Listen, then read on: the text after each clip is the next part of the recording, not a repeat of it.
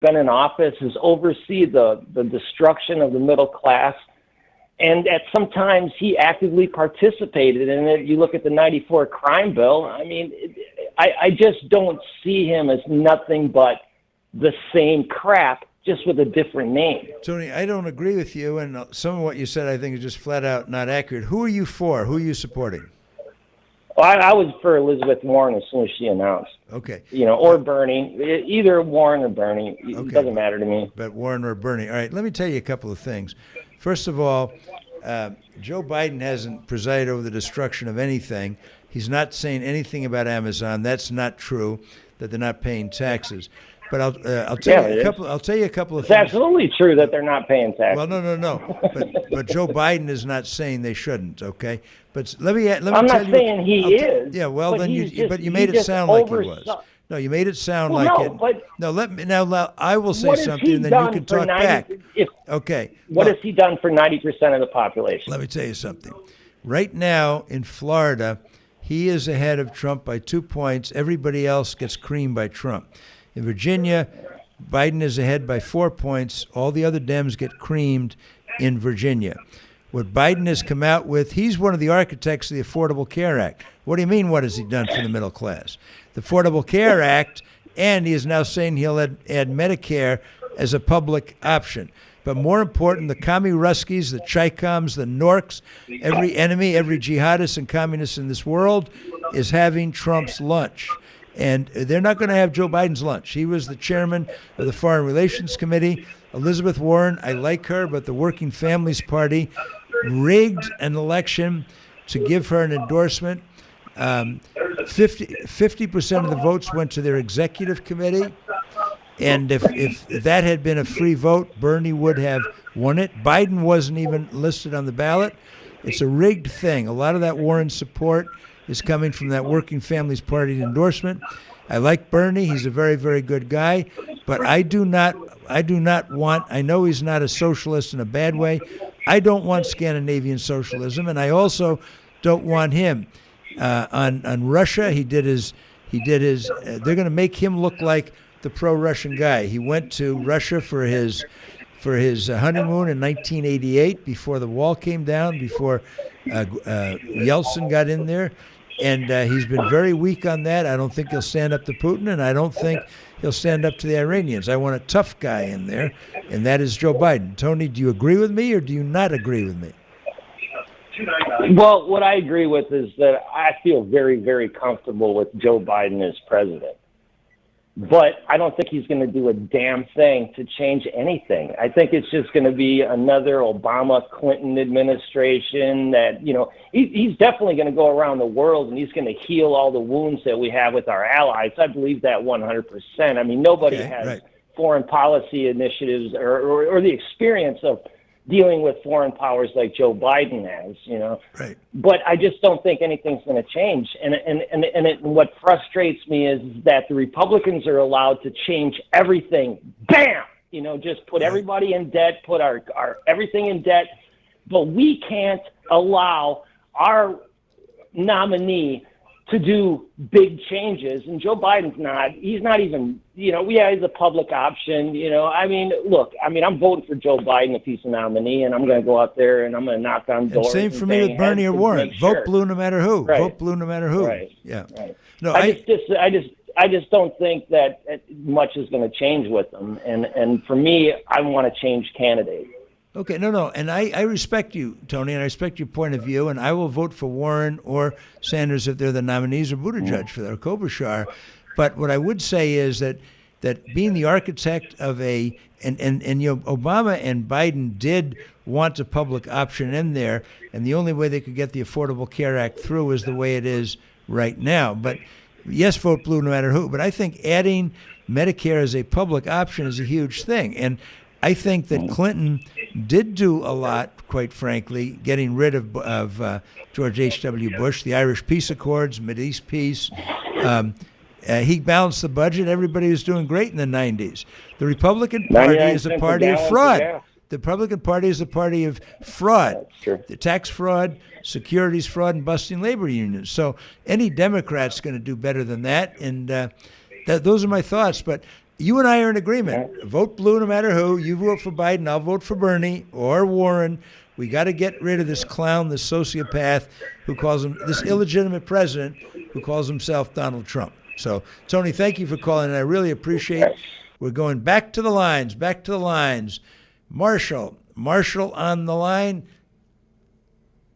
Okay, somebody under an assumed name is on the line, and they're not going to the lines. They apparently are voicing a complaint, and that's terrific. We're going to go back. Actually, it was some business stuff. It was some pretty good business stuff. Just sometimes people use the studio line to conduct some business. That's great. That's kind of what happens. And sometimes, and don't deny it, Brian, they'll call up and they'll say, I think Flynn's full of baloney. And they have, and I try and I generally try and do that. And the one thing I do want to point out to anyone listening or Matt Flynn Direct fans or anything like that, please call and disagree. It's look at what just happened with Tony. I mean, you guys disagreed for a second, came back to a point of agreement. Well, we're all Democrats. We're all Democrats, and even if you're a Republican, call in. Now, let me go back to the primary and the numbers.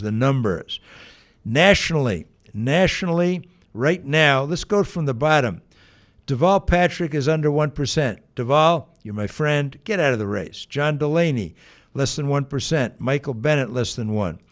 Tom Steyer is less than 1% nationally, but he's surged a little in South Carolina. Glad that Tom is staying in there because he has a lot of money. He's a good man. Cory Booker dropped out. He was at 2%. I like Cory quite a bit. Andrew Yang is at 3%. He hasn't dropped out, but Andrew Yang, you ain't going anywhere at 3%. Amy Klobuchar is at 4% nationally, 8% in Iowa. Like Amy very much, but at some point we got to clear the deck here. Bloomberg's at 5%. I like him very much. He's going to put $1 billion into the campaign. Vote blue no matter who, even though he's not the nominee.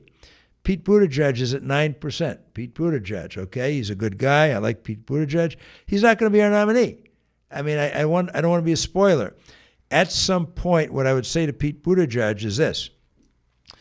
We need him going forward, and he ain't going to do it in Indiana. Indiana is a very tough state for a Democrat, and he has launched a very, very good name for himself, and he should end up in the cabinet. He may hope he's going to be VP. I don't think he will be VP. Go in the cabinet and get your chops that way. Pete Buttigieg is 37 years old. If he runs for president when he's 67, which is fairly young nowadays, that would be the year 2050. 2050. I'll be 103. Pete Buttigieg has nothing but time.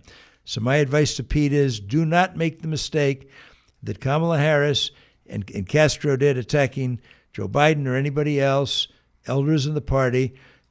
Pete Buttigieg gives good grandson. He gives a good grandson. But the grandson does not attack the grandfather. So Pete's sticking it for a while, a good man.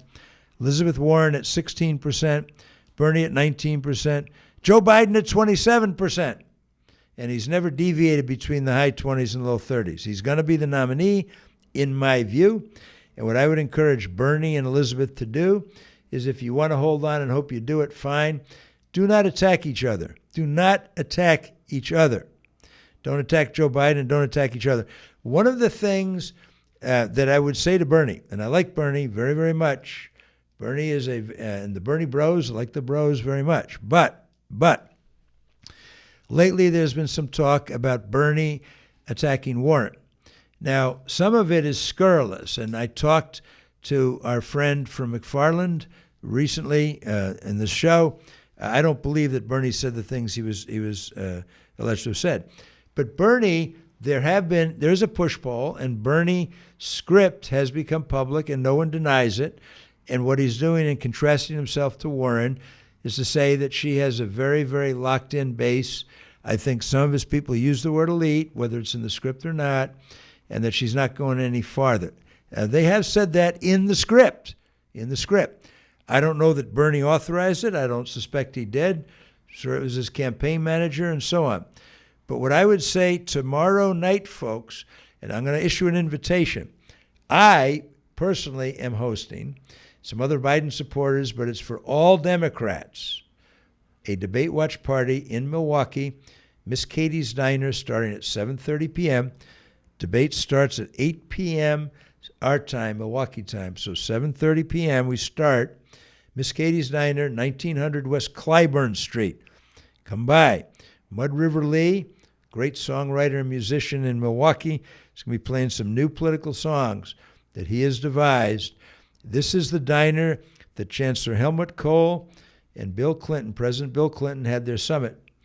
And every German restaurant in Milwaukee, and there's plenty of them, set a table hoping he'd go there, but Bill Clinton was smart. He wanted American food, and what kind of American food is better than a diner? Miss Katie's Diner. So come to Miss Katie's Diner. But the fact is, at that debate tomorrow night, I really hope that Pete Buttigieg, Elizabeth Warren, Bernie Sanders don't attack Joe Biden, don't attack each other. Just get with the program. Everybody knows what you stand for. You're good people. But when you start attacking, one of the things that benefited Bernie in 2016 was he never attacked Hillary Clinton, ever, ever, ever.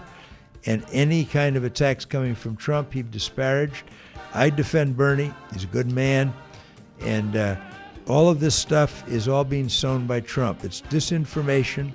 It's the kind of thing that they did to Hillary Clinton. They're going to try to do it to whoever our nominee is. And we never respond in kind. We never Photoshop Donald Trump in a compromising position, and we wouldn't have to. That would just be real news.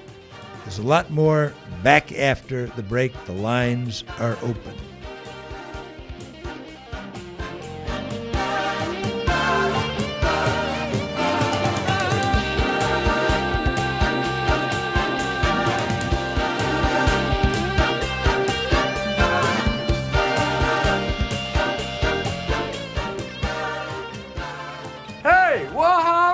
This America. America will never be a socialist country. You're wrong.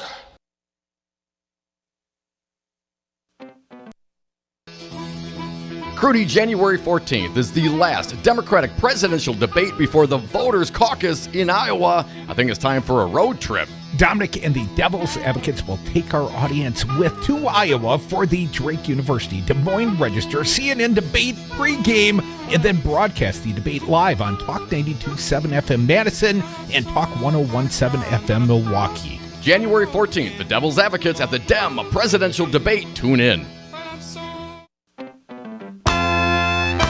When it comes to politics, Wisconsin's Political Talk Network takes you there, live, to the debate stage, to the convention floor, to the rallies, to the marches, to the halls of Congress. Hear history as it happens, live on the radio. Mandatory listening. Wisconsin's Political Talk Network, because politics matters.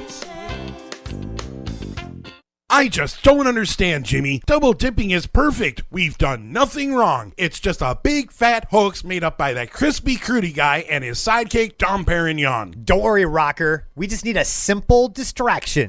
Let's go camping. Unplug from the politics on Saturday and Sunday from 6 to 9. Local music with Rob Roberts sitting in for Jimmy K and Rocker while they're out camping. They can't impeach us while they're camping, can they, Jimmy? Pass the dip, Rocker. It's all on Max Inc. Radio. Radio for the people.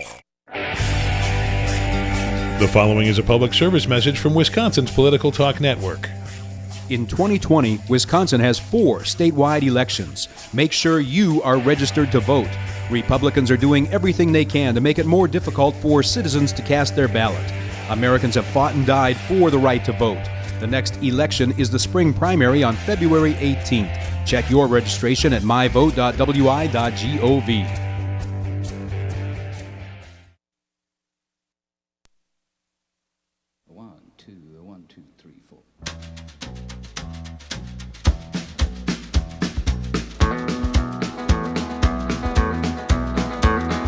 Ass, grass, or cash. Nobody rides for free. Dom and Crute are the Devil's Advocates. I love is making music with my friend. Welcome back to the Devil's Advocate with Dom and Crute. Matt Flynn sitting in as guest host. We're going right to the lines. Curtis, thank you for calling in, my friend. What's on your mind today, Curtis? Matt Flynn, your show is awesome, just by the way. I love listening to your show. I never usually can call in because there's usually thank you. I'm usually working. But the reason for my call is, even though you like Matt, we love Bernie Sanders. I don't know, but I'm just going to tell you that. I like him too. I like him too. Yeah, right. Tomorrow night you're going to be at Miss Katie's Diner, right? Miss Katie's Diner tomorrow night, starting at 7:30. The debate starts at 8. And I got to say something. I love Miss Katie's Diner. So did Helmut Kohl and Bill Clinton. But one thing about Miss Katie's Diner is this. It can be a noisy place, and there's politicos there all working the crowd at the bar. So if you really want to watch the debate itself and not get a few snatches out of it, over in an alcove on the left, there's some chairs. You go over there and sit, and then you can just look at it directly. But there will be politicos, there will be candidates, Mud River Lee and others. So it's a social event. But if you want to hang on every word, then you would sit over by the TV set. That's exactly right, and you're very welcome, Curtis. Cool, I'll be there. Outstanding. No, and I appreciate it. Yeah.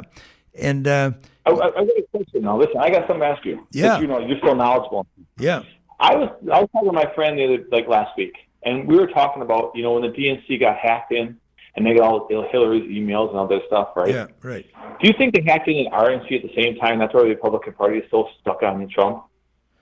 No, I don't. I think that, first of all, it depends on what hackers you're talking about. The commie Ruskies were not hacking into the Republican National Committee. The commie Ruskies had a Manchurian candidate. Donald Trump is a Russian asset. To put it less politely, Donald Trump is a Russian spy.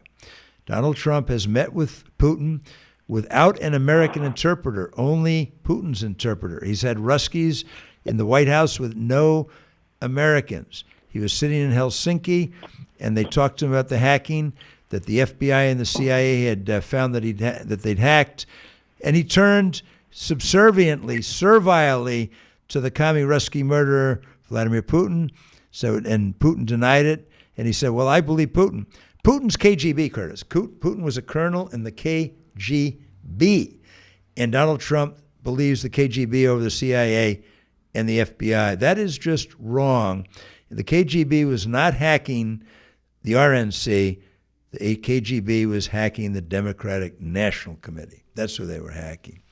So anyway, Curtis, thank you very much. I'll see you at the debate watch party. We're going to go to Dick of Madison. Dick of Madison, my friend, thank you very much for calling. What's on your mind today, Dick of Madison? Well, no matter who it is, I hope they have a little fight in them this time. Another day, another exoneration. I'm talking about the Clintons with the Clinton Foundation. Yep. Right. You know, no matter who this is, if you get, you know, like John Kerry in 2004 not responding to the Swift boat thing, whoever it is, you know the mud's going to come, and don't just sit there and take it. Right. That's an excellent point, because when the Swift boat thing came, John Kerry had the Purple Heart and the Silver Star. George W. Bush had just stopped going to his the meetings for his reserve unit, didn't show up for his physical. And I said, for God's sake, we've got to go back and hit this guy. And I think that first of all, Kerry didn't have a very good campaign manager. But secondly, they thought, well, it's so obvious. Well, no, nothing's obvious. Nothing is obvious.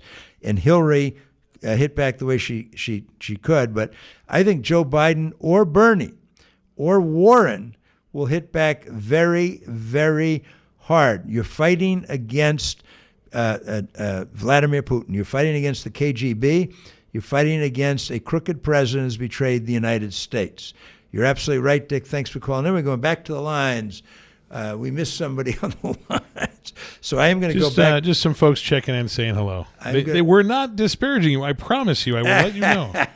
We're going back to some latest poll numbers to give you an idea. Told you about Iowa. South Carolina, latest poll, Joe Biden, 36%. Tom Steyer in second place, 15%. Bernie, 14%. Elizabeth Warren, 10%. But Biden, 36%. In Nevada, Biden, 23%. The next one is Bernie, 17%. Warren and Steyer tied at 12%. New Hampshire, Buttigieg, 20%. Biden, 19%, within the margin of error. Bernie Sanders, 18%, margin of error. Elizabeth Warren, 15%. Steyer, 4%. What's going to happen in the first 4 states, that's Iowa, South Carolina, Nevada, and New Hampshire, which only pick 4% of the delegates for the whole Democratic convention? Biden's looking very, very strong. He doesn't have to win any particular one, but he's going to finish very, very strong. Even in Iowa, which is kind of it's not a primary, it's sort of a fake thing where, the wokerati show up. Okay. But then we have Super Tuesday, where 40%, by that point, 40%, California and a lot of other big states. And what I just hope, everybody, is this. Whatever happens, and whoever you support, I could easily support Joe Biden, Bernie Sanders, Elizabeth Warren, Pete Buttigieg, Michael Bloomberg. I could support Amy Klobuchar, any of these folks. Steyer, I could support him. Cory Booker dropped out, and I was sad to see that. I like Cory, but he's going to campaign for the ticket. Vote blue, no matter who. We can't have people sucking their thumbs and getting angry this time around. It's much, much too important. And I also announced in the previous show, just in, Eric Garcetti, the mayor of Los Angeles, has just endorsed Joe Biden. Very, very strong endorsement. Very strong endorsement. Along with New York City, L.A. is our biggest city. It's very spread out, very diverse. Eric Garcetti is very well regarded. He's been mentioned as a presidential or vice presidential candidate himself. It's a tough city. I have a lot of relatives out there now, nieces and nephews. Go west, young man, go west. And they all go west. And Eric Garcetti has endorsed Joe Biden. So there's so much more to talk about, and we're going to be going to a break. But before we go, in the history of this race and in the history of Democratic presidential races, it has never been good for anybody to attack a fellow Democrat. Never very good at all. You can draw contrasts, but I'm hoping that at the debate tomorrow night, and I'm hoping people show up at Miss Katie's Diner, 1900 West Clybourne, and that the candidates attack Donald Trump, attack Vladimir Putin, Moscow Mitch, Crooked William Barr, Lying Mike Pompeo. A lot more back after the break. And I can't wait to get on the road again. If you missed something on the Devil's Advocates, don't worry. After you get over your shame, you can check out domandcroot.com. Podcasts and interviews updated daily. All right, thank you very much. Roads, where we're going, we don't need roads. You concerned about speaking up at work? Do you feel like you have no say in your day-to-day work routine? Join Teamsters Local 344. Call 414-258-4545. Get a seat at the table. Join your brothers and sisters in negotiating for better wages, hours, and working conditions, and be part of the most powerful union in North America. Teamsters Local 344 covers sales and service throughout Southeast Wisconsin and package and airlines statewide. Contact Teamsters Local 344 at 414-258-4545 or at local344.org. So, Dave, I hear you and your team at Community PC can really help a guy like me when I'm having a hard time keeping my computer up to date. Oh, yeah, Crudy. Community PC provides great service from trusted local technicians to give our clients peace of mind when it comes to their computers. Why, wait on hold all day? Our team can provide you with immediate trusted remote service. We also offer timely on-site service in Dane and Rock counties. Find us at commpc.com to learn more. Community PC. We know what makes computers happy. You are listening to WRRD 1510 AM, Waukesha, Milwaukee. Always streaming at newstalk1510am.com.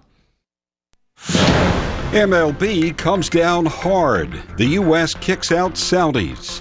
I'm Mike Moss. Houston Astros owner Jim Crane denies there is any taint to the team's 2017 World Series win after Major League Baseball imposed stiff penalties on the team for stealing signs. We apologize to our fans and all of our sponsors and the city in general, and we're going to move forward. We cleaned house. It's behind us, and we're going to make this right, and we're going to play baseball come spring. More from correspondent Clayton Neville. Astros manager A.J. Hinch and GM Jeff Luhnow won't be a part of the upcoming season. The team's also being fined $5 million and will forfeit first and second round draft picks this year and next. MLB Commissioner Rob Manfred said the team's executives were warned and told they'd be held accountable. The scheme allegedly involved a camera at Houston's Minute Maid Park that would help intercept opponents' signals. 21 Saudi military staff in the U.S. for training are being expelled for posting posting derogatory material about the United States. The relevant U.S. Attorney's offices independently reviewed each of the 21 cases involving derogatory information and determined that none of them would, in the normal course, result in federal prosecution. Attorney General William Barr also reports a Saudi Air Force officer who was killed in an attack he launched at a U.S. Navy base conducted an act of terrorism. Authorities now say they have linked a bomb found in a van used by the Jersey City shooters who killed 4 at a Jewish market. Correspondent Bryn Gingras. Those two killed a police officer, Jersey City police officer, Detective Joseph Seals, on the way before doing this attack. We're hearing that if that hadn't happened, they may have possibly done a different attack on a different day. Police say the bomb was powerful enough to kill from a distance of 5 football fields. On Wall Street, the Dow up 83 points today. I'm Mike Moss. How did Scott Walker win 3 governor's races in Wisconsin? How did Donald Trump win Wisconsin, carry the presidency despite losing the primary to Ted Cruz? Right-wing talk radio. 81 stations spewing 235 hours a day of variety hate across the Badger State. You cannot win elections in Wisconsin by ceding the airwaves to Republicans, especially in Milwaukee and the Weld counties. The answer, we built a Wisconsin political talk network, 2 Metro FM stations in Milwaukee and Madison, rural AM stations in Waukesha and Columbus, covering 2.5 million Wisconsinites with our message. I used my own savings, my credit, pledged my home, sold my business. I'm all in. Are you? Can you stand with us now? I have built a messaging tool. We have assembled a great team, but changing outcomes requires rapid promotion and costs money. Can you help me? Can you buy ads, promote your campaign, or give a direct donation? If you can help us, go to GoFundMe.com and search Resistance Radio Wisconsin. House Speaker Nancy Pelosi is expected to transmit the articles of impeachment to the Senate within days, which will allow President Trump's impeachment trial to begin. Correspondent Linda Kenyon has the latest. Senate Majority Leader Mitch McConnell says Speaker Pelosi's delay in sending over those articles in exchange for a heads up on how the trial would be conducted was a pointless exercise. The Senate was never going to pre-commit ourselves to redoing the prosecutor's homework for them, and we were never going to allow the Speaker of the House to dictate Senate proceedings. Speaker Pelosi sought assurances that witness testimony and documents would be allowed in the trial. Senator McConnell says the Senate will vote on that mid-trial. 50 years ago, a meteorite fell to Earth, landing in Australia. Now, an analysis of the meteorite shows that stardust that formed between 5 to 7 billion years ago were included, making the meteorite and its stardust the oldest solid material ever discovered on planet Earth. I'm Mike Moss. Monday, February 3rd, the Devil's Advocates will be on the ground in Iowa, covering the first in the nation Iowa Democratic Presidential Caucus. Live from Loras College in Dubuque, the Devil's Advocates return to the caucus site won by Bernie Sanders in 2016. Now his challengers include Joe Biden, Pete Buttigieg, Elizabeth Warren, Amy Klobuchar, and Andrew Yang. Special coverage begins at 7 on Talk 92.7 FM in Madison, Talk 101.7 FM Milwaukee. Iowa Caucus's Devil's Advocates. This new year, make the resolution to be healthier, happier, and more productive. At Madison Liquidators, we have a full line of options that will help you get up and standing at your desk. From simple desktop converters to full-size, height-adjustable desks that raise and lower at the push of a button. We have options to meet any budget. Stop by our showroom in Middleton today to try before you buy or learn more by visiting MadisonLiquidators.com. That's MadisonLiquidators.com.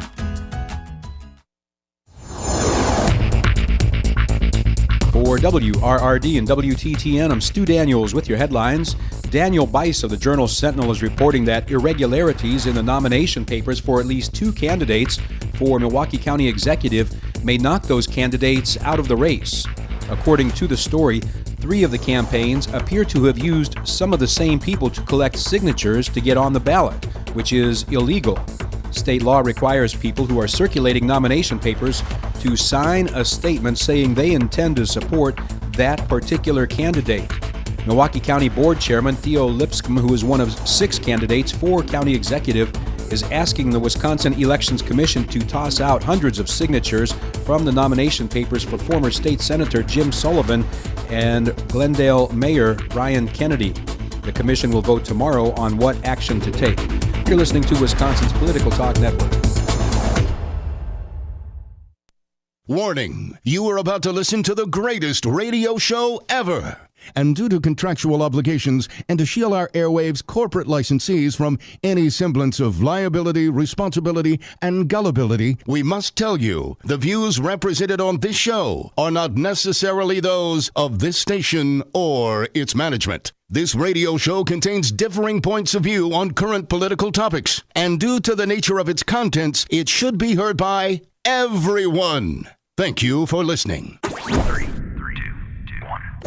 Now live from the heart of liberal Wisconsin, where the political party is just beginning, welcome to the Devil's Advocate Show. Best friends proving it's never personal, only politics. Please allow me to introduce myself. Now here are your hosts, Dom and Crute. Welcome to the Devil's Advocates Radio Show, Hour 2, our first hour. Want to thank our fine guest host, Matt Flynn. Matt, thanks for covering for us. Thank you, Matt.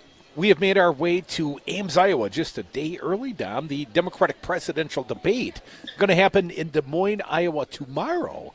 But we came up for a Pete Buttigieg rally, and we came up to do a little radio magic at a bar, man. Where are we, Dominic? Crudio, of course, when we go on the road, we got to find a nice local flavor. So we called our friend Jesse Apoyan, journalist who also will be joining us on the phone at 4:30. Of course, Jesse went to Iowa State. Say, Jesse, where do you go? Where do you think we should go do a live broadcast? Have a couple of drinks, meet some of the locals, and have a good time. She said, go to Es Tas.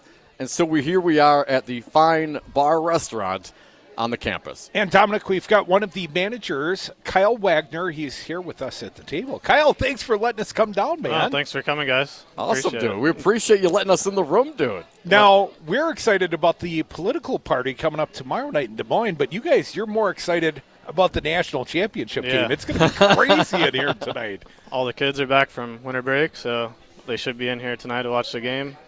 And, Kyle, this, I think, would aptly be described as a sports bar, right? Yeah, definitely. We got 13 TVs, pool tables. And the national championship tonight, Kyle, you have a favorite? Who's going to win the game? Who's playing tonight? LSU, Clemson. We've already LSU, established. Clemson. And, Kyle, who's your pick? Well, Iowa legalized sports gambling, so oh, really? LSU is who I bet on. So. Oh, you've made a small wager. Now, where could one make a sports gambling wager in the state of Iowa? Do I have to go on to your way to Des Moines? Prairie Meadows. Prairie Meadows. Yeah. Is that like a dog track or it's a horse track? But you can do off track or on track betting. Sports betting. Yeah, they got a sports book. They got a sports book there. It's really nice. Some of us would be gambling on the Packers to win the Super Bowl. Some of us are getting real jealous of our neighbors between the legal gambling and the legal weed. Yeah, I mean, what the hell are we doing in Wisconsin? Well, we got a good football team at least. Kyle, so this party, it's going to be right here. Real quick, tomorrow night, you do have a political party coming to this bar tomorrow night. Who's coming to the party tomorrow night? I believe Andrew Yang's coming in town. The Yang Gang? Yeah, the Yang Gang. So will he be on campus? I mean, what have you heard? I've just heard he's going to be on campus. I saw on social media a lot of people are attending the event and whatnot. And Kyle, have you had many of the candidates come through campus to your knowledge this year yet? Yeah. Yeah? And have you had an opportunity to see any of them? Nope, not yet. No, not yet? No. Good for business? Is it good for business like Pete Buttigieg coming in tonight? Right. If he gets a bunch of college kids going to his rally, will they come in here and drink some beer afterwards, do you think? Yeah, I think it's always good for business. You get different people in town, and they want to obviously get food and drinks after maybe, so I think it's good. Kyle, people tell us Iowans are deliberative, at least politically. They take their time, and they get the opportunity to meet so many of these candidates up close and personal, and that's a big reason why we come to Iowa, because we like to get up close and personal with these candidates when we can. Now, tomorrow night, it's going to be crazy at the Drake University, but I think sometimes the debate watch parties are really where the party's at. Do you think we could talk Yang into coming here? I think I know his comms guy. That'd be pretty cool. So we will encourage him. Folks, you are listening to the Devil's Advocates Radio Show. We're doing a fun little bar show at Es Tas in Ames, Iowa. And we've got Kyle Wagner. He's the manager here. And, Kyle, I got to tell you, you encouraged us. eat the tacos. Yes. Yeah, I and we ordered ate for the you guys, tacos. basically. And, tomorrow's Taco Tuesdays. We got an early start on that as well. We are early innovators, thanks to Kyle. Oh, my tummy is happy, Kyle. My tummy is happy. You guys beat the rush. Now, Kyle, what about your personal politics? You said you've been a college student for like 9 years, doctor? Hey, doctor. I'm a doctor now. So I'm originally from Illinois, and I noticed when I came to school here in Iowa, it was a lot more political, mainly because of the caucus in Iowa. It's like the first major event of presidential running, I guess. So I noticed that it was kind of like nonstop when I was in school. Now, do the patrons here at Es Tas, do you hear them talking politics at the bar? So usually you try to not talk about politics at the bar. Do you squash that? It doesn't happen too often, but, it leads to arguments and whatnot sometimes. Oh, we're okay with arguments, Yeah, we're Kyle. fine with that. I think we need to talk politics at the bar, Yeah. Kyle. I mean, it seems like we've lost a little bit of the ability to have some meaningful discourse. I mean, not everything's about the weather. Sometimes we got to talk about difficult topics. Now, throw a little booze on there. I can see how that can get a little hairy sometimes. Yep. But I think ultimately, people should embrace that. Hell, that's how the revolution started. It started at a bar, right? All right. Now, do you see kids on campus wearing the MAGA hats? Yeah, like see them in here too, every now and then. This seems like it could be Trump territory. I think he won Iowa the last time through in the general election. Does that hurt? Because I'm from Wisconsin and Trump won Wisconsin. I got to tell you, it's a little embarrassing. It hurts a little, Kyle. A little bit. I blame you a little bit, Curdy, for that. I've been blamed by a few for Hillary Clinton's loss. I think more accurately, it is Dom's fault. Kyle, you mentioned, do you mind if you said off air who you like? Will you say who you like? Yeah, I think I like Bernie. I don't mean to box you in a corner, but since I like who you like, I want to hear. There's still, 12 candidates right now? I think it's legally like 17. Now, Cory Booker dropped out today. Okay. And I got to tell you, I'm surprised he didn't gain more traction. He's a very, very charismatic guy, one of the most charismatic human beings I ever met. Yeah. It's seemingly Bernie, Biden, Buttigieg, and Elizabeth Warren. They seemingly, at least here in the state of Iowa, and then there's this billionaire wild card in Bloomberg, and hell, Tom Steyer as well. Yeah. But the four major candidates that seemingly represent the people and not their own checkbooks at this point. And Yang. Well, here's the problem with Yang. Much like Cory Booker, if you fail to make the debate stage, my fear for Andrew Yang, it's been a fun ride, but the party's over if you don't make it on the debate stage. Yeah. And we know Tom Perez, and we can kind of blame him. He set the criterion. And everybody knew the game before they started playing. Kyle, I mean, so you're leaning towards Bernie now, but you haven't officially. I mean, I know that's where you're leaning. But have you endorsed Kyle? Yes. I mean, a lot of folks seemingly have not yet made up their minds. I just want to get a sense from you and the circles you run with. Have they made up their minds, or are they still waiting until Election Day? Honestly, I think a lot of people are still waiting. No kidding, yeah. The Democratic side. So do you think a debate like what's going to happen here tomorrow night that will have an impact? That's definitely going to help. Yeah. I think the majority of people will make up their minds, especially since it's 30 minutes away here in Des Moines. Now, do you think that matters more, the fact that it is effectively a hometown debate, a backyard debate? Do you think Iowans will care more about the outcome of this debate, and do you think there will be more talk of ethanol? They'll absolutely care. They'll care a lot more. There'll be a little bit about ethanol, yeah. It'll be, all over the local news, too, so people will get to see it a lot more than they would the other ones. Now, Kyle, this is not exactly a rural ag community. We're in Ames, Iowa. Do you hear any talk about Trump's policies, tariffs towards farmers? What is on the Iowa football helmets, we're at Iowa State, but it's A&F, America Needs Farmers. Yeah. What is the talk in Iowa amongst the farmers, if you hear any? I think they're a little disappointed, but they're still supporting Hanging Trump. in there with Trump. Yeah, but they're definitely disappointed. Now, Kyle, you're probably a little younger than my kid. I got a 25-year-old, Kyle, roughly in that range. I'm actually older. Okay. Well, you're Remember, a young. I'm a doctor. Doctor. Cal, it seems to us, and we've been around this country, and we've asked many, many people, and it seems like younger people tend to gravitate towards Bernie Sanders. Why do you like Bernie? I think he's one of the only genuine candidates to where he actually does care about the people, and he wants to make an impact and do the right thing. A lot of the college students, I think, support him because he should help them out as far as getting loans and then maybe getting free tuition or getting their student loans helped with. So. And you mentioned you've got student loan debt like most other Americans, like at least those that attend college. Yeah. Do you think that will, trap you in jobs or trap you in circumstance? Do you envision your college loan debt's going to affect your life going forward other than just, I got to make the payment every month?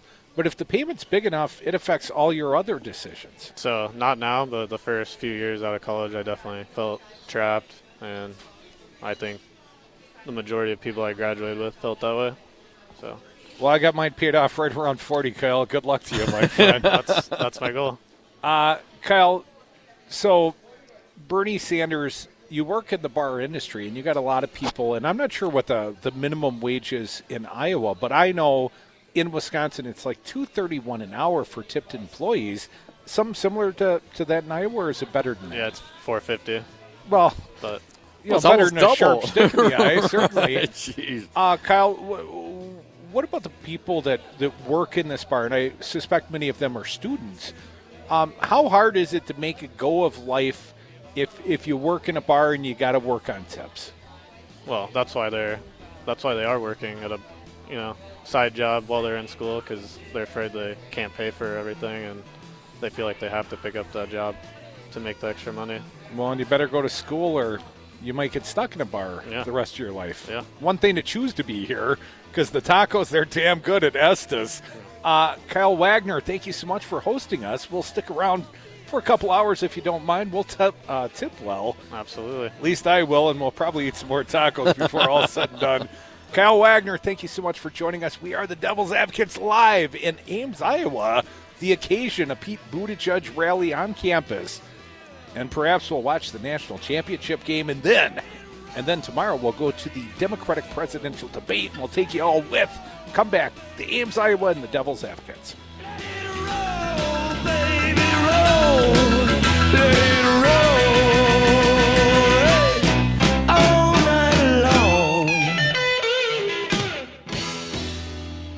Roadhouse. Crudy, January 14th is the last Democratic presidential debate before the voters' caucus in Iowa. I think it's time for a road trip. Dominic and the Devil's Advocates will take our audience with to Iowa for the Drake University Des Moines Register CNN debate pregame, and then broadcast the debate live on Talk 92.7 FM Madison and Talk 101.7 FM Milwaukee. January 14th, the Devil's Advocates at the Dem presidential debate. Tune in. Tune in to Wisconsin's Political Talk on Talk 101.7 FM. Weekdays, you can hear Democracy Now! From 7 to 8 a.m. Then it's the Earl Ingram Show from 8 to 11. From 11 till 2, the Tom Hartman Program. At 2 o'clock, it's Matt Flynn Direct. From 3 to 6, the Devil's Advocates. And at 6, it's Busted Pencils, Brandy Grayson, and Maggie Dawn. Online at talk1017fm.com. Wisconsin's Political Talk, because politics matters. Dom, the Devil's Advocates are going on an adventure. Join Crute and I for our inaugural 420-2020 celebration from our friends at Expedia Cruise Ship Centers of Madison. Our political party runs for 7 nights over the 420 holiday in sunny and cannabis-legal California. The Hilton La Jolla Torrey Pines is near the beach, boasting a world-class golf course, and is just a few minutes' drive from downtown San Diego. Expedia prices, local service. Visit them on Madison's west side off Mineral Point Road or Google Expedia Cruise Ship Centers Madison. You concerned about speaking up at work? Do you feel like you have no say in your day-to-day work routine? Join Teamsters Local 344. Call 414-258-4545. Get a seat at the table. Join your brothers and sisters in negotiating for better wages, hours, and working conditions, and be part of the most powerful union in North America. Teamsters Local 344 covers sales and service throughout Southeast Wisconsin and package and airlines statewide. Contact Teamsters Local 344 at 414-258-4545 or at local344.org.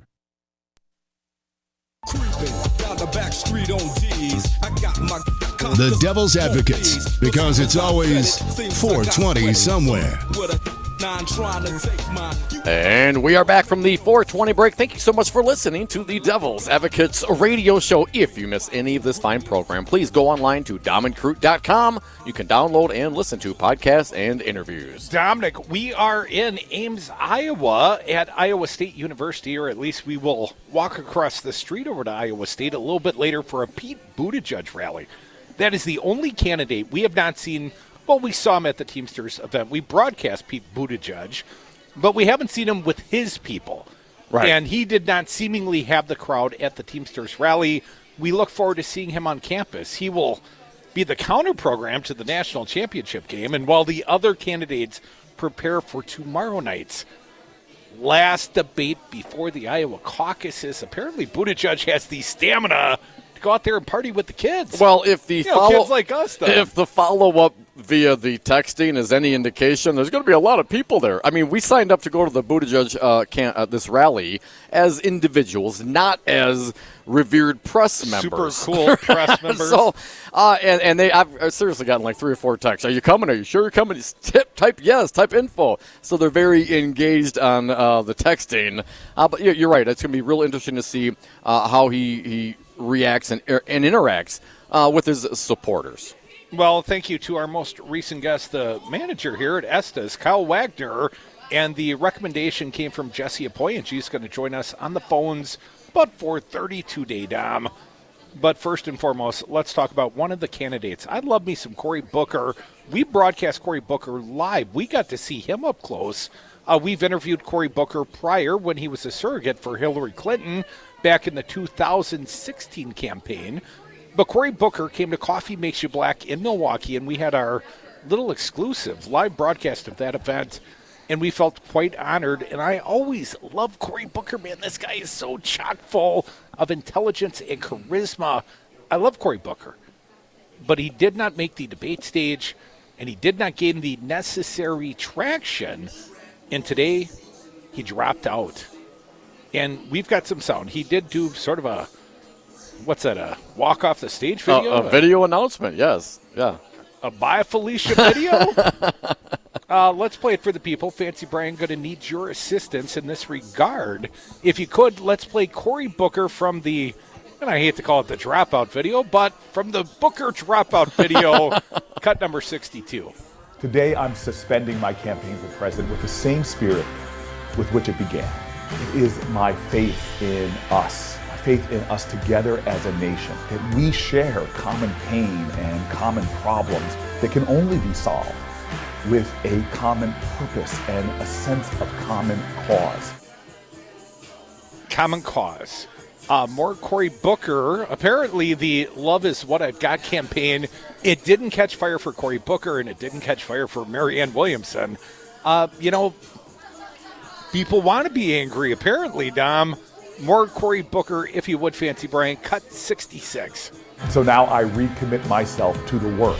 I can't wait to get back on the campaign trail and campaign as hard as I can for whoever is the eventual nominee and for candidates up and down the ballot. But for now, I want to say thank you. Campaigning over this last year has been one of the most meaningful experiences of my life. Meeting you, meeting people across this country who believe, who know that we may have challenges right now in our nation, but together we will rise. So that was Cory Booker, and he's gone far too quickly. He didn't make it to the Iowa caucuses. How do you know how you were going to do until they vote? Well, he's out. And apparently, if you don't make it to the debate stage, Dom, it's decimating.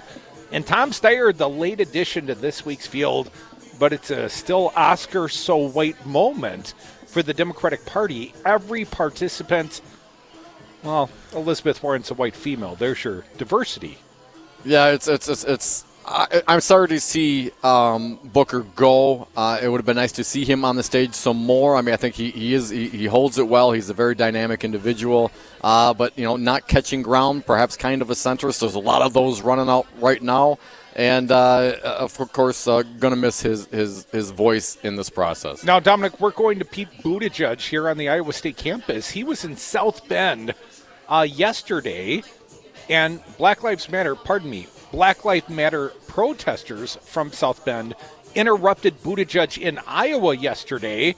Fancy Brian, let's throw in some of the sound if there's time. Cut number 70.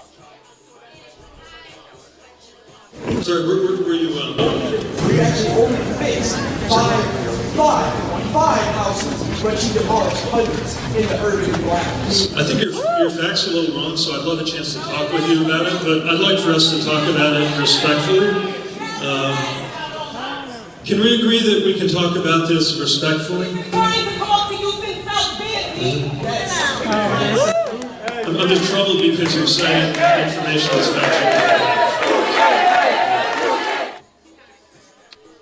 Let's play one more. Cut 71 if you would, Brian.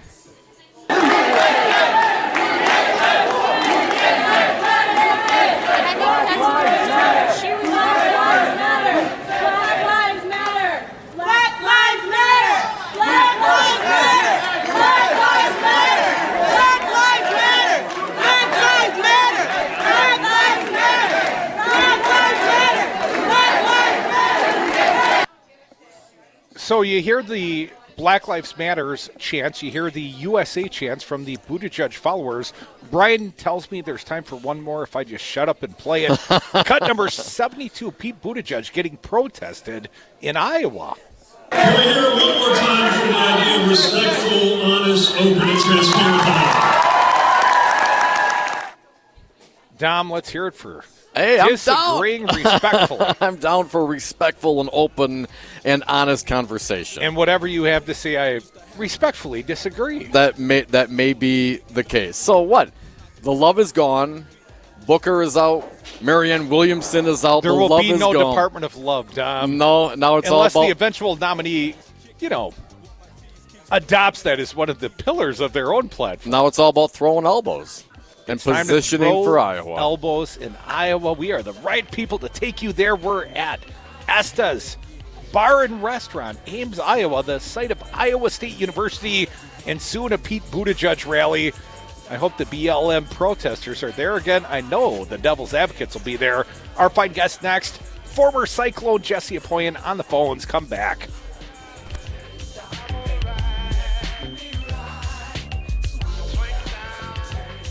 Want to be more presidential? Tweet the Devil's Advocates at Devil Radio.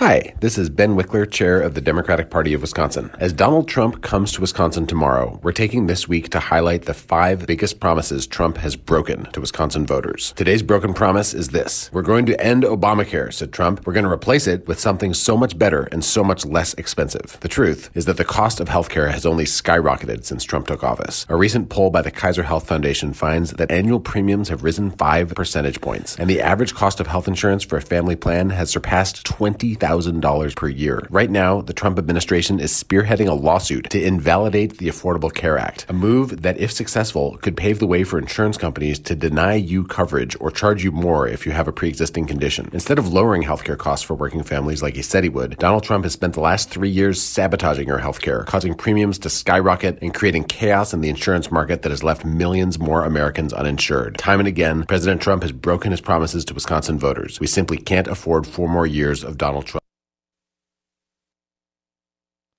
You are listening to WRRD 1510 AM, Waukesha, Milwaukee. Always streaming at newstalk1510am.com. When it comes to politics, Wisconsin's Political Talk Network takes you there, live, to the debate stage, to the convention floor, to the rallies, to the marches, to the halls of Congress. Hear history as it happens, live on the radio. Mandatory listening. Wisconsin's Political Talk Network, because politics matters. I just don't understand, Jimmy. Double dipping is perfect. We've done nothing wrong. It's just a big fat hoax made up by that crispy crudy guy and his sidekick Dom Perignon. Don't worry, Rocker. We just need a simple distraction. Let's go camping. Unplug from the politics on Saturday and Sunday from 6 to 9. Local music with Rob Roberts sitting in for Jimmy K and Rocker while they're out camping. They can't impeach us while we're camping, can they, Jimmy? Pass the dip, Rocker. It's all on Max Inc. Radio. Radio for the people. The following is a public service message from Wisconsin's Political Talk Network. In 2020, Wisconsin has 4 statewide elections. Make sure you are registered to vote. Republicans are doing everything they can to make it more difficult for citizens to cast their ballot. Americans have fought and died for the right to vote. The next election is the spring primary on February 18th. Check your registration at myvote.wi.gov. From kitchens to bathrooms, granite countertops elevate your home from ordinary to extraordinary.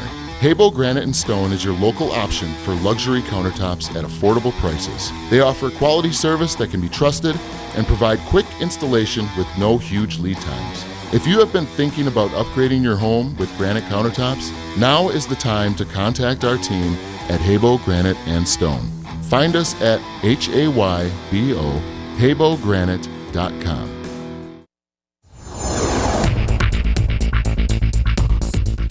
For WRRD and WTTN, I'm Stu Daniels with your headlines.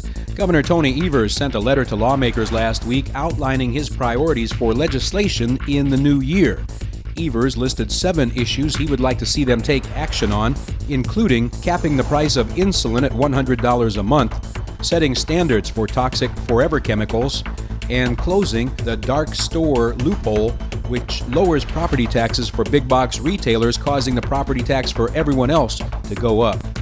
And the Bucks were off yesterday. Their next game is tomorrow night when the Knicks come to town.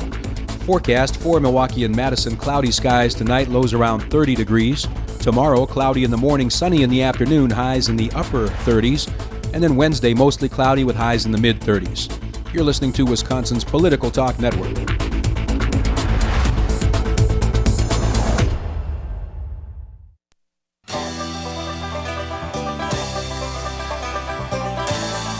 Wreaking havoc on America, just like they wreaked havoc on Wisconsin.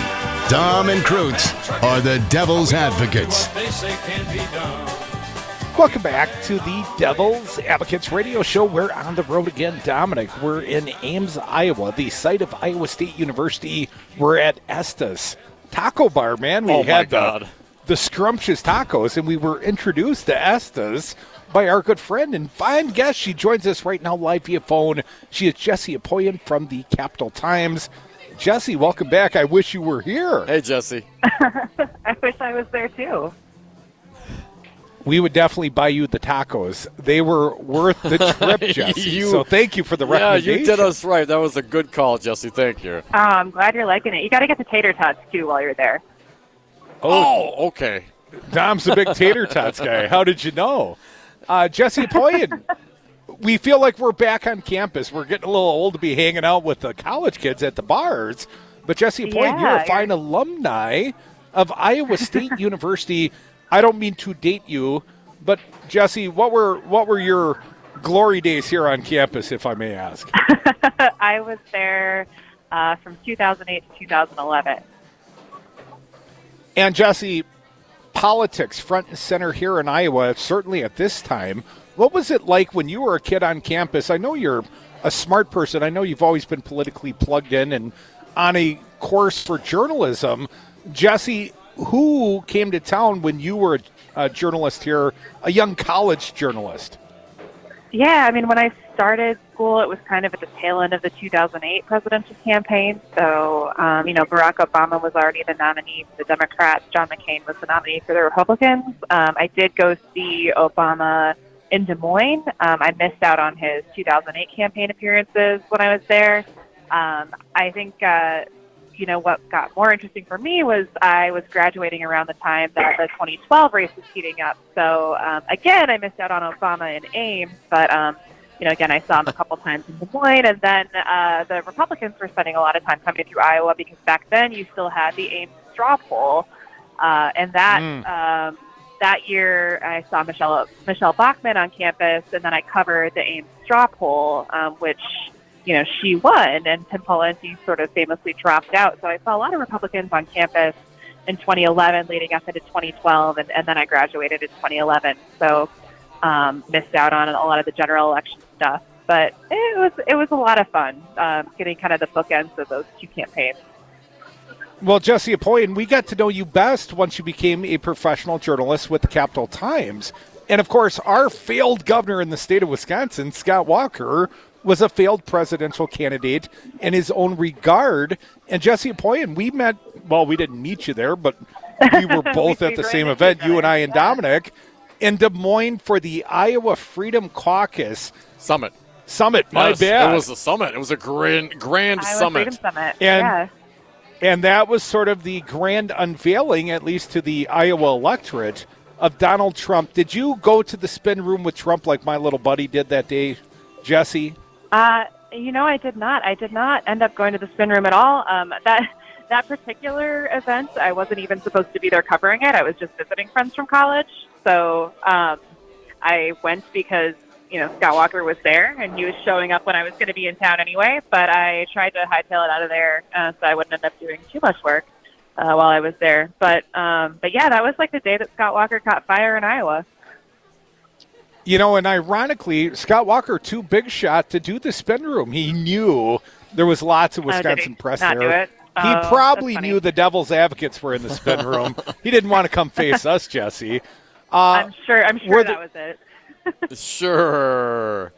Now, Jesse, any lessons learned from the last political cycle, do you think, at least by way of Iowa? I mean, we've got a completely different, sort of a flip-flop. The last time it was, 17 Republicans, and now we've still got 18 official Democrats in the race, maybe 17 after Booker dropped out today. I mean, only half the field has been winnowed so far. But we've got maybe 4 or 5 really serious, possible, plausible candidates. And then we got the billionaire wild cards, and Bloomberg's not even coming to Iowa, doesn't even care about the caucuses. Jesse, that didn't work out for Giuliani in 2008, but this is a completely different circumstance. I understand Bloomberg may spend $1 billion. Let's digress for a moment. What do you think about Bloomberg and Iowa and just skipping the whole caucus? Well, it's kind of what you said. Historically speaking, there's not a lot of precedent for people skipping Iowa or not focusing on Iowa and then going on to do well. At the same time, I think we've seen the electorate shift a lot, and we know that Iowa, in particular, among several of the early states, isn't necessarily the most demographically representative of the Democratic electorate, so particularly the primary and caucus voting electorate. So, I guess I kind of get the strategy. By the time he decided to get in, I don't think he would have gained anything by campaigning hard in Iowa or any of the early states, because those states value candidates being there early, doing the work, getting on the ground. I mean, Iowa voters want to shake hands with their presidential candidates. So, they're not going to reward someone getting in late. So if he's going to do it at the stage where he decided to get in, I guess it makes sense to maybe focus on some of those general election swing states as opposed to trying to curry any favor in the early vote states that are really not going to reward that kind of behavior. Our good friend Jessie Apoyan, live via phone. She's in Madison, Wisconsin. We're at her alma mater, Iowa State University in Ames, Iowa. And, Jesse, when we saw you in Des Moines way back at that Iowa Freedom Summit, I think it was former Iowa Governor Terry Branstad was there. Does that sound right, Terry Branstad? Yeah, and he was Terry Branstad. He was advocating for candidates to do the full Grassley, to go to, I believe it was all 99 Iowa counties, county by county. I think Scott Walker was going to ride a Harley all through Iowa. Have the candidates moved away from that? I mean, Iowans like their retail politics, and even this thoughtful young guy we started our show with, the manager here at the bar, a lot of Iowans are still being very deliberate in their thought process. But do you think the campaigns, Jesse, have to go out and touch every campaign chairman if they want to effectively win the caucuses, or are we way beyond that point electorally? Yeah, no, I think it's smart to do that. If you're trying to win the caucus in Iowa, it's all about meeting face-to-face with not just the county chair people, but meeting with the voters face-to-face. I mean, it's you're not going to hear the full Grassley from the Democratic caucus organizers, because that's Grassley is a Republican senator. But I think the concept the remains full the same. bill sack. It doesn't sound as good. I think, like I said earlier, Iowans want to shake the hands of the presidential candidates that they, are going to consider caucusing for and voting for. And I haven't seen a whole lot of evidence that candidates who are focusing on Iowa are doing anything differently. I mean, you get to every small town and every large college campus that you can get to and try to get enough variation among those that you end up with some sort of winning formula. Jesse, Michael mentioned our new friend here at Es Tas, Kyle Wagner. He's from Illinois, and he said when he came over to Iowa, he was surprised by the level of, I guess, political knowledge and engagement the local community here had. Jesse, you're originally from Iowa, now living in Wisconsin. How does Wisconsin and Iowa compare to Iowa with regards to their passion and being dialed in with the politics?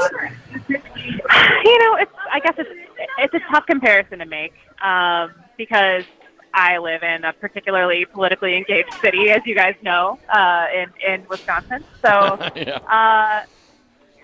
And a lot of the places in Iowa that I've spent time in are also relatively politically engaged. I think that the difference being people in small towns in Iowa are used to candidates showing up a little bit more than people in small towns in Wisconsin are used to. We don't expect it here in Wisconsin. You expect it in Iowa. A title that has a negative connotation, but I mean, you're taking it for granted almost a little bit. That candidates are going to show up in Iowa, whereas Wisconsin, I think that we still have that sort of chip on our shoulder, like, we don't matter, or no one's going to come here, because so often in primaries, we haven't mattered really. Over the last 20, 30 years, we haven't really had a lot of sway in that in the way that we did in 2016, and I think maybe we still will in 2020. But I wouldn't want to necessarily draw a comparison between the political engagement between the two states, because I feel like that just depends so much on history and what's going on in the moment too. I mean, I've been living in Wisconsin, and particularly in the post-Act 10 world, where everyone's really politically engaged or everyone's really politically burnt out. And in Iowa, it's like everyone's paying attention to presidential politics for sure every 4 years. And how engaged are Iowans with their state legislature? I don't know, because that hasn't been, a thing that I've spent a lot of time trying to figure out. Well, in that regard, I guess, Jesse, news out of the state of Wisconsin today that the judge in this voter purge finds the election commissioners are in contempt of court, fining them like $200 a day. $250, but only for the Democratic commissioners. Jesse, seems like a little partisan hackery out of the courts. What's your first blush? I think it's a really complicated issue, which, I know you guys don't want to hear from me, but, the law says something, and that law has to be followed. The question is, does that law have to be followed immediately right now, or can, the timeline that they were on originally was to remove these voters from the rolls in 2021. So, why can't it wait until then is what I'm kind of waiting for a good reason to hear. I do think, this law exists and is in theory supposed to clean up the rolls and hopefully people respond when they find out that their registration isn't correct. But that's why I think, want to have that happen after an important election as opposed to right before it. And Jesse, how does that compare, I guess, to Iowa? Again, the Republicans in Wisconsin and their allies in Will attacking the machinations.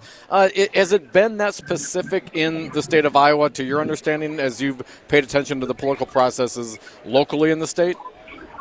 I guess I couldn't answer that well off the top of my head.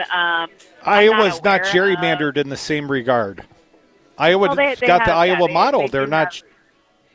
The Iowa model is definitely, I think that's some insulation against that a little bit. You do tend to have a little bit more divided government in Iowa, but I think it's a little difficult to compare the two states just based on that in addition to other things. And how dare I tell a young lady from Iowa how Iowans think, but I'm going to ask you the final question, Jesse. Do Iowans care a lot about this Democratic debate in Des Moines? A young man here told us, it means more when it's in your backyard. Historically speaking, do you think the backyard debates mean more to Iowans? Well, historically speaking, there just haven't been a ton of them. So, yeah, I think it does mean a lot. I think it's funny you say backyard because one of my favorite stories that I covered, I really fought to get this stupid headline pushed through for the Iowa State Daily. I covered Barack Obama visiting the backyard of a family in Des Moines, and I pushed through the alliterative headline, Barack in the backyard. But I think that I think it does mean more. I have a lot of friends who work for the Des Moines Register or who work for campaigns in Iowa, and it does, it absolutely means more when it's in your backyard. I mean, you guys were here for the debates in Milwaukee. It's exciting. It doesn't necessarily forecast what's going to happen in the state politically, but it absolutely gets people more excited and gets people thinking and gives people a little bit of sense of pride, a little sense of entitlement to, their part in the political process and a sense of confidence that maybe they matter after all in these so-called flyover states. Jesse, tomorrow night, and we're out of time, Jesse, but when you watch the debate, what will you be imbibing? What will I be imbibing? Oh, probably bourbon of some variety. I've got a few to choose from. Ooh, a bourbon. Lovely If you said old-fashioned, I'd say you're full Wisconsinite now. Our good friend Jesse Apoyan, a fine journalist at the Cap Times. Jesse, wish you were partying with us. Thank you so much for joining us on the phones. Thank you, Jesse. Folks, we are the Devil's Advocates. We're live on the road, Iowa. That's Iowa State, Jesse Apoyan's alma mater. We're at Es Tas, a fine taco bar she recommended. We're having a good time. Come back with us. Give me some of your tots. No, go find your own. Come on, give me some of your tots. No. You concerned about speaking up at work? Do you feel like you have no say in your day-to-day work routine? Join Teamsters Local 344. Call 414-258-4545. Get a seat at the table. Join your brothers and sisters in negotiating for better wages, hours, and working conditions, and be part of the most powerful union in North America. Teamsters Local 344 covers sales and service throughout southeast Wisconsin and package and airlines statewide. Contact Teamsters Local 344 at 414-258-4545 or at local344.org. Wisconsin's Political Talk Network is celebrating their 3-year anniversary Tuesday, February 4th at Regano's Roman Coin on Brady Street in Milwaukee. Lakefront beer for all of our friends while supplies last. The Devils will kick off the party live from Regano's Roman Coin beginning at 5 o'clock in the Devil's Advocates Happy Hour. Come celebrate 3 years of Wisconsin's Political Talk Network at Regano's Roman Coin with the whole station. Tuesday, February 4th. First beer's on us. Milwaukee is a great city with a great history and great architecture. You can take in Milwaukee's history and architecture while you partake in the delicious Wisconsin craft beer at Regano's Roman Coin on historic Brady Street. The Roman Coin was originally a Pabst Tight House built by Frederick Pabst in 1890 to sell Pabst beer. It was even designed by the same architect who designed the Pabst Theater. Regano's Roman Coin, Milwaukee's historic, pet-friendly, cash-only, order-in classic corner tavern. This is Dom from the Devil's Advocates. You know, in the 7 years that Crudy and I have been doing the show, we have never had a more engaged, dialed in, and motivated audience, and we love them for it. Now is the time for you to reach the greatest audience ever. Call now, advertise with the Devil's Advocates and Real Resistance Radio. Market your products or services, get your message out, join the resistance. Call us at 414-635-0872. That's 414-635-0872, or go to realresistanceradio.com. The Devil's Advocates, so relevant they have 1 foot in tomorrow. And we are back. Thank you for listening to the Devil's Advocates radio show. Phone lines are open. We're on the road, but we can still take your calls at 844-967-2789. I don't know if it's apt to call this the Back to Campus edition. We are at Iowa State University because, accurately, we're across the street in a bar where we spent most of our college careers. Come on, we're like back to school. You're like Rodney Dangerfield. You want to see me do a triple, Lindy? You know I do. Right now.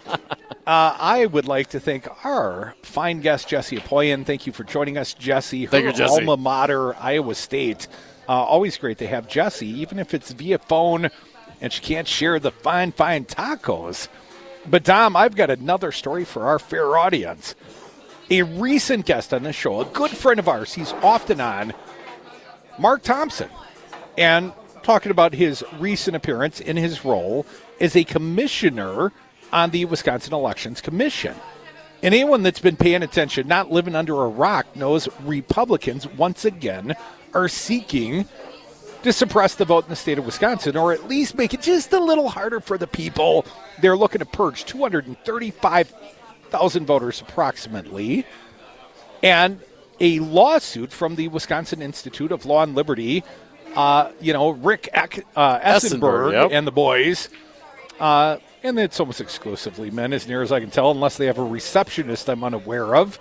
But Rick Essenberg and the boys are suing on behalf of the Republicans, on behalf of 3 litigants, plaintiffs, if you will, seeking to force the voter purge of 234,000 Wisconsinites. Take them off the voter rolls, they say. And they found a friendly Republican judge, this guy in Ozaukee County. And this guy shook a fist in his ruling today. And I'll let you talk about the ruling, but here's the part I take great objection with. He chastised our good buddy Mark Thompson, the Wisconsin Elections Commissioner. He chastised Mark, apparently, for appearing on this fine radio product. What? Come on. Here's the quote. I found this at Patrick Marley's piece at the Journal Sentinel Online. I'm just going to read this part. It isn't smart for people who aren't following the court's order to make public comments or go on the greatest radio show ever. Oh, it doesn't say that. Or go on radio shows where the judge might see you, Malloy said. Wait, go on radio where the judge might see you. See them. See them. How do you see on radio unless you're like watching a live stream? Facebook live stream on the Devil's Advocates or the Facebook YouTube page. Or the Twitter. I mean, you never know how the judge is getting that fine information. I found the conduct disrespectful. What? To say this is one person's opinion is not accurate. It is one person's opinion, but that person is a judge, trained, taking an oath to follow the law, and I don't think any of the lawyers here think I haven't done my share of work on the case. That's what Judge Paul Malloy said, shaking a fist at our most recent guest, not today, but very recent guest, Mark Thompson. Doing more than shaking a fist, Crudy, fining them. Judge Paul Malloy, once again referencing Patrick Marley's piece in the Journal Sentinel, I can't be any clearer than this. They need to follow my order. He goes on to say, he said the commission must pay $50 a day until it starts taking people off the rolls. But here's where it gets all partisan, Dom. In addition, he's charging the 3 Democrats on the commission who have fought taking people off the rolls, those 3 being Ann Jacobs, Julie Glancy, and our pal Mark Thompson, fining them, Crudy, $250 a day. Each. Jacobs said she believes Malloy's initial findings were incorrect, and she does not want to begin taking people off the rolls, even though she's been found in contempt of court. Quote, if we're going to treat voting as the central component of our democracy, we need to be far less cavalier about taking people off the rolls, she said. At issue is the voting status of more than 200,000 people in one of the most politically prized states in the 2020 presidential election. Of course, we all know the story. Trump beat Hillary in 2016 by fewer than 20,000 votes. Fine only the Democrat. That doesn't smack of partisanship, and I understand it is a partisan division on the Wisconsin Election Election so the Commission. Republicans voted to follow the judge's order. What are you going to Republicans eliminated you're going to find the Republicans? First, they eliminated the Government Accountability Board. You're going to find the Republicans? No. Okay. Oh, would I? Yeah, as the judge. No, I wouldn't find anyone because this ruling is up on appeal. So why would you fine anyone before the appellate court rules whether or not your ruling has merit, Judge Malloy? Well, because you got to start getting those because people off the voter rolls. Because you got to clean the rolls up. Hurry up! There's elections coming up quick. You got to strip those rolls down. Well, that's the only way. Republicans apparently feel like they can win in the state of Wisconsin. You are always a winner when you call the Devil's Advocates. 844-967-2789. Going to need your help, Fancy Brian. Understand Brad from Madison is our first caller today. Welcome, Brad. What do you got for us? Hey, Brad. Hey, guys. I despise Will, Wisconsin Institute for Law and Liberty. So I've been working for a decade on getting some of the influence of big money out of politics with United to Amend and Move to Amend. Rick Essenberg is like the only person who wrote an article, put it in the Journal Sentinel, that was against what we were doing. He was against getting undue influence out of politics. Corporate free speech. That's his. I mean, he is the mouthpiece for corporate America, man. That's his job. He is the unofficial law firm of the Republican Party. And of course, whenever you need a citizen lawsuit to go attack the Democrats, well, he and his Bradley Foundation funded Wisconsin Institute for Law and Liberty. Well, they're just the ones to pull that trigger. Well, Brad, it's not just the Wisconsin Institute for Law and Liberty. It's the judge, and the judge ruled on it, and he's the one now imposing these fines. What's your take on how the judges handled this case, and what do you think should happen now? Well, he's corrupt. Did he get put there by the Federalist Society? I mean, it's all just big money. Yeah, I'm not sure how Malloy got his position. Seems a lot like a Walker appointee to me, Brad. Thanks for the call, Brad. Yeah, I appreciate the call, Brad. I'm not sure if it says here in the article, Dom. I'll let you take a crack at that. But the fact that he would find just the Democratic members of the board, right? Are these even paid positions? I mean, literally, I'm not even sure. I mean, some small honorarium. But this isn't like a legislative appointment. I mean, Mark Thompson's a working lawyer. We know that. He works at Gingrich, Thompson, and Wachs. He's a named partner at a law firm. He's not a full-time Wisconsin election commissioner. That's not his freaking job. Well, if you're going to stand up for the voters and want to make sure that we're not, incorrectly throwing people off the rolls, then apparently it's going to cost you. According to some Republican judges. Well, that's one man's opinion, Dom.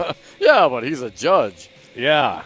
A well-trained, oath-swearing right to the Republican Party. I guess. He's a hack. Come back with us. Devil's Advocates live on the road. Ames, Iowa, Iowa State University. We're at Es Tas Bar. Coming back, the happy hour starts, and we're in a bar. What a great place to be.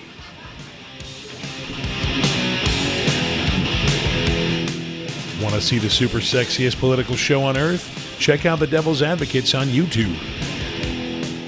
The next time, we're going to win the old-fashioned way. How come, Johnny? Why? Say it! Say it! We're going to win because we did so well. Because it was so overwhelming, the thing that we did. Now I know why tigers eat. Crudy, January 14th is the last Democratic presidential debate before the voters' caucus in Iowa. I think it's time for a road trip. Dominic and the Devil's Advocates will take our audience with to Iowa for the Drake University Des Moines Register CNN debate pregame, and then broadcast the debate live on Talk 92.7 FM Madison and Talk 101.7 FM Milwaukee. January 14th, the Devil's Advocates at the Dem presidential debate. Tune in. The following is a public service message from Wisconsin's Political Talk Network. In 2020, Wisconsin has 4 statewide elections. Make sure you are registered to vote. Republicans are doing everything they can to make it more difficult for citizens to cast their ballot. Americans have fought and died for the right to vote. The next election is the spring primary on February 18th. Check your registration at myvote.wi.gov. You are listening to WRRD 1510 AM, Waukesha, Milwaukee. Always streaming at newstalk1510am.com. Florida shooting update, impeachment process. I'm Ann Cates. The deadly shooting at a Pensacola, Florida naval base has been declared an act of terrorism. Attorney General William Barr says the FBI has not been able to access 2 iPhones belonging to the dead gunman. We have asked Apple for their help in unlocking the shooter's phones. So far, Apple has not given any substantive assistance. This situation perfectly illustrates why it is critical that the public be able to get access to digital evidence once it has obtained a court order based on probable cause. House Speaker Nancy Pelosi will meet tomorrow with her caucus to discuss the timing of turning over articles of impeachment to the Senate. Correspondent Linda Kenyon reports Democrats still want Republicans to allow witnesses and documents. Senate Minority Leader Chuck Schumer says any trial without those things is nothing more than a farce. A fair trial is one that considers all the facts and gives the senators all the information they need to make an informed decision. That means relevant witnesses. That means relevant documents. That means the truth. Majority Leader Mitch McConnell has said no to both, at least at the start of the trial. A shakeup today at the Houston Astros. Major League Baseball says the Astros used cameras to record hand signals used by opposing teams and transferred them to Astro batters. The team's owner, Jim Crane, says he decided to fire manager A.J. Hinch and general manager Jeff Luhnow shortly after the league's announcement came down. Neither one of them started this, but neither one of them did anything about it, and that's how we came to the conclusion. The Astros have been fined $5 million and will lose both first and second round draft picks this year and next. I'm Clayton Neville. Wall Street started the trading week with gains. The Dow Jones Industrial Average rose 83 points. The S&P 500 up 23. The Nasdaq closed up 95 points. I'm Ann Cates.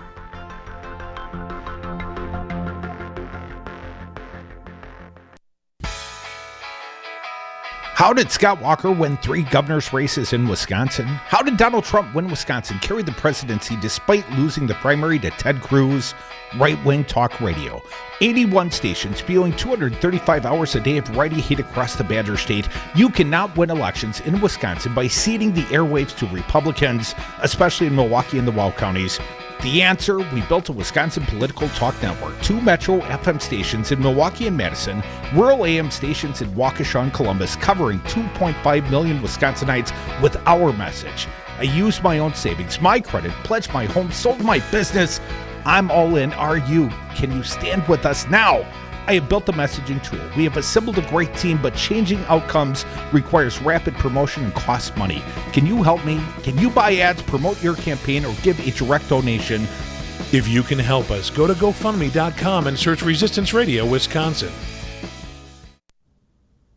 The Duke and Duchess of Sussex are being given the green light to step back from their royal duties. Queen Elizabeth, after a meeting with Princes Harry and William and their father Prince Charles, and on the phone Meghan, calling in from Canada, is allowing a transition to a part-time life independent of the royal family. CNN's Anna Stewart says this could be a glimpse of what the royal family may look like in the near future. For other royals that choose to step down from senior roles, or, of course, for those that aren't directly in the line of succession. Harry and William are denying British media reports that it's William's, quote, bullying attitude that is the reason for the royal split. There are still some issues to be resolved here, one of which, will the couple be able to keep their titles?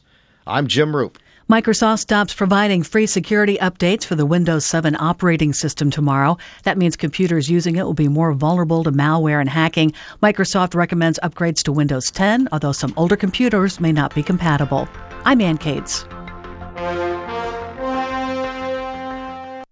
Monday, February 3rd, the Devil's Advocates will be on the ground in Iowa, covering the first in the nation Iowa Democratic Presidential Caucus. Live from Loras College in Dubuque, the Devil's Advocates return to the caucus site won by Bernie Sanders in 2016.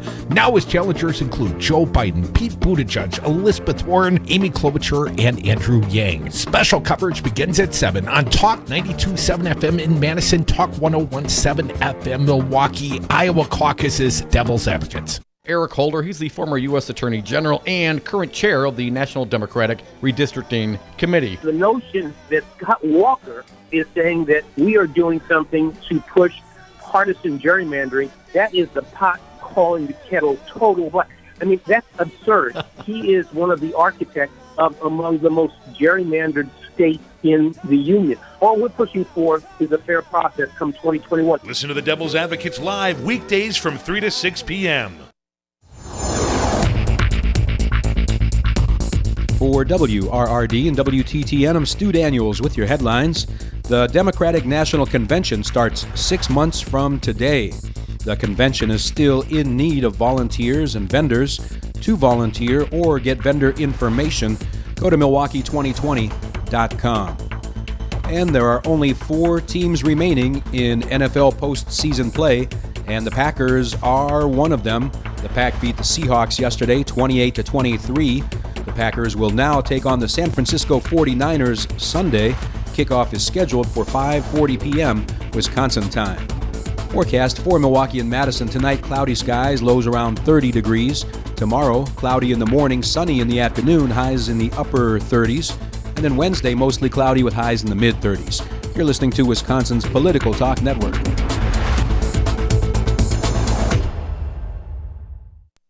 Warning, you are about to listen to the greatest radio show ever. And due to contractual obligations and to shield our airwaves' corporate licensees from any semblance of liability, responsibility, and gullibility, we must tell you the views represented on this show are not necessarily those of this station or its management. This radio show contains differing points of view on current political topics, and due to the nature of its contents, it should be heard by everyone. Thank you for listening. 3, 2, 1. Now live from the heart of liberal Wisconsin, where the political party is just beginning, welcome to the Devil's Advocate Show. Best friends proving it's never personal, only politics. Please allow me to introduce myself. Now here are your hosts, Dom and Crute. Welcome back to the Devil's Advocates Radio Show. Dominic, we are sliding into the 5 o'clock happy hour in Ames, Iowa, Iowa State University, or at least I hear it's across the street. We'll be over there a little bit later. We're back to school, Crudy. Back to school, here for a Pete Buttigieg rally, and we're at Es Tas Bar and Taco Joint, and we've enjoyed the food, and we've enjoyed the good service, and now we're enjoying the libations, Tom. It's the happy hour. I'm feeling happier already. I got a cold one in my hand, and I'm ready to talk about some Democratic debate. And the debate, it's happening on and off the debate stage. The stage tomorrow night in Des Moines will be there. But the fighting has begun in earnest. The elbows are getting quite a bit sharper. And my guy Bernie Sanders has been in the headlines all day long. First and foremost, this one published yesterday. Elizabeth Warren, the headline at CNN. I'm disappointed Sanders is sending volunteers out to trash me.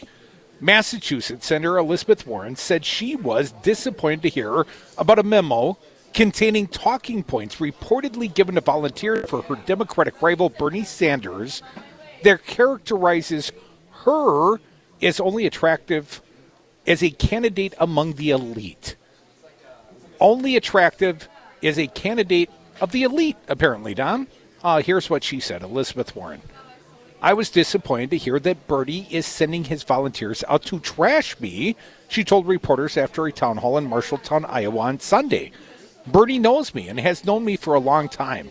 He knows who I am, where I come from, what I worked on and fought for, and the coalition and the grassroots movement we're trying to build. Warren was referring to a Political report published Saturday that said that Sanders' campaign has begun attacking Warren with a memo containing a script that tells volunteers for the Vermont senator to explain that Warren is only able to attract, and here's the quote, Dom, apparently from the memo, highly educated, more affluent people and unable to grow the Democratic Party's base in a way that is necessary to beat President Donald Trump. Now, Dom, the Sanders campaign did not challenge the authenticity of the talking points reported by Politico, but declined to comment when first asked by CNN. And later Sunday, Sanders distanced himself from the Politico report, telling journalists following an event in Iowa City that no one is going to be attacking Elizabeth.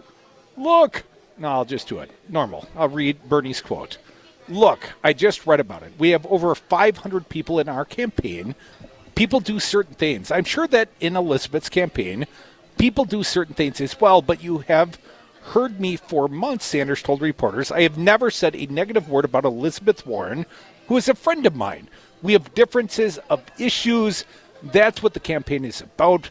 But no one is going to be attacking Elizabeth.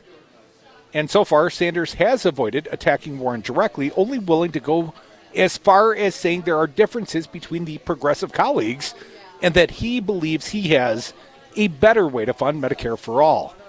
Now, Dominic, there were some leaked rumors of a meeting between Elizabeth Warren and Bernie Sanders, and apparently it happened in 2018, late in the year, before either campaign declared. Warren was the first to the race, right? New Year's Eve or New Year's Day of 2019. Sanders a little later, a few months later. But apparently there was a confab in the Warren condo in New York. And Dom, DC, you tell me the story. All right, here what we go. What happened? Crudy from MJ Lee, CNN political correspondent. Here's the headline. Bernie Sanders told Elizabeth Warren in private 2018 meeting that a woman can't win. Sources say. Who are these unnamed sources? Tell MJ Lee from CNN.com. The stakes were high when Bernie Sanders and Elizabeth Warren met at Warren's apartment in Washington, D.C. one evening in December of 2018. D.C., my bad.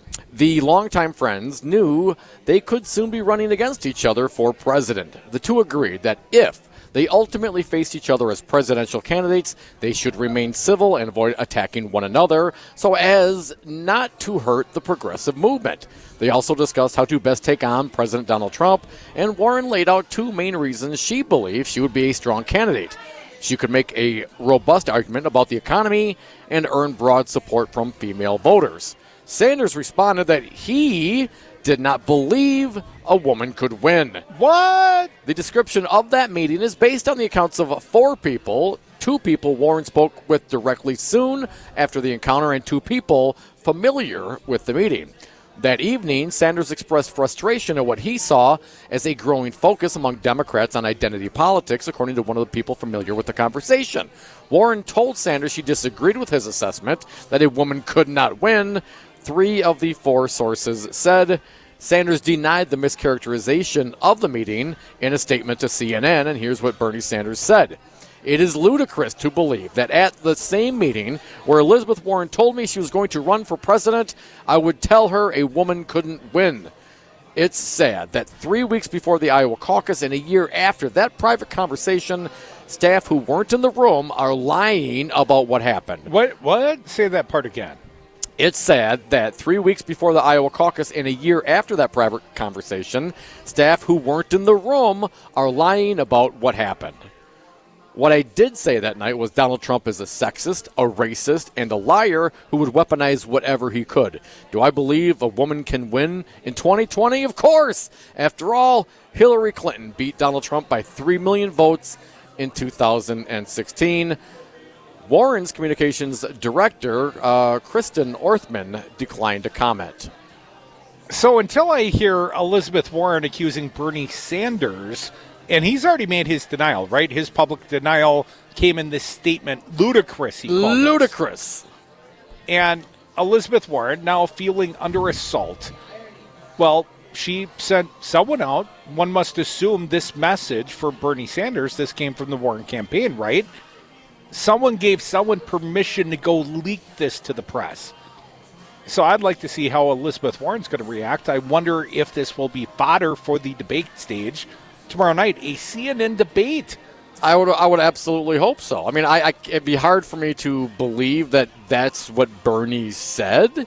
But obviously these things need to be fleshed out. But isn't this the point, though, Crudy? And I don't want candidates to be, throwing out lies as to bring up contradictions in policies or to shine a light on something like this. But don't you expect at this point, Crudy, more elbow throwing? I mean, isn't this the kind of primary that you personally are looking for? Yes, absolutely. And quite frankly, I don't think there's anything wrong in and of itself for Bernie's team to challenge whether or not Elizabeth Warren can grow the base. She attracts the educated and wealthy and will not grow the base. That's the criticism. That was the criticism of Elizabeth Warren's voter coalition.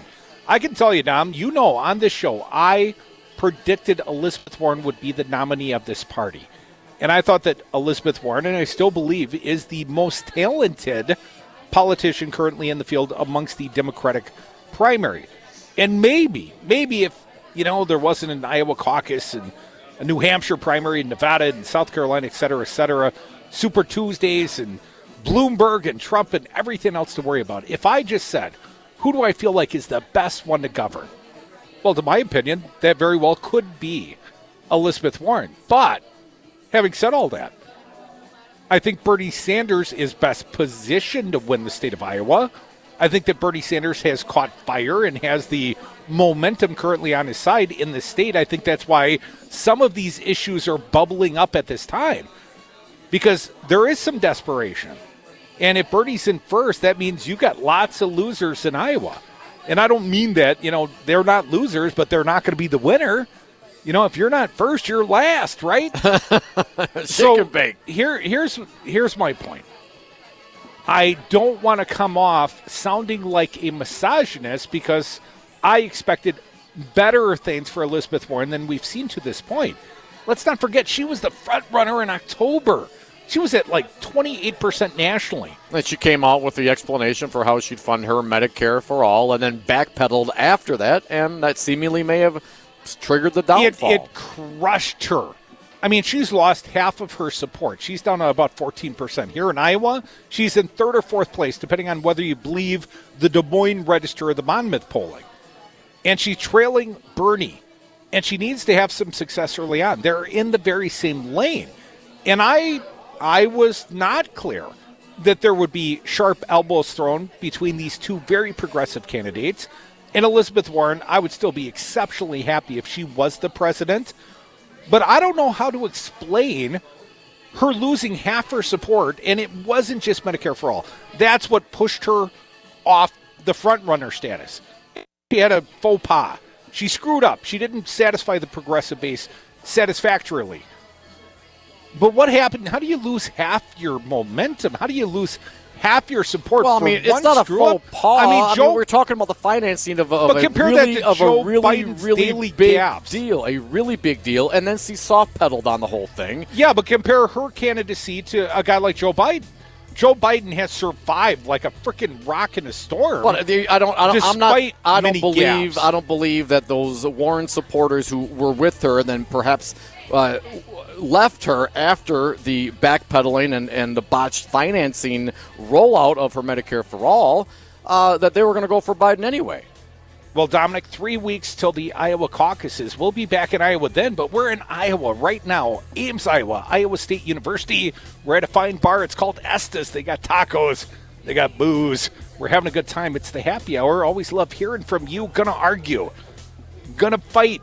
It's a dim debate. It's time to throw some elbows.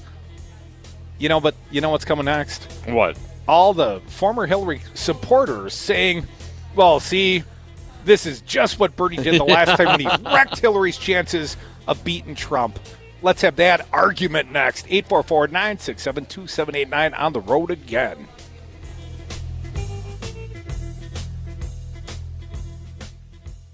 Hey, there's something awfully screwy going on around here. Don't be blabbermouth, you blabbermouth. I got a message for all of them. Ready?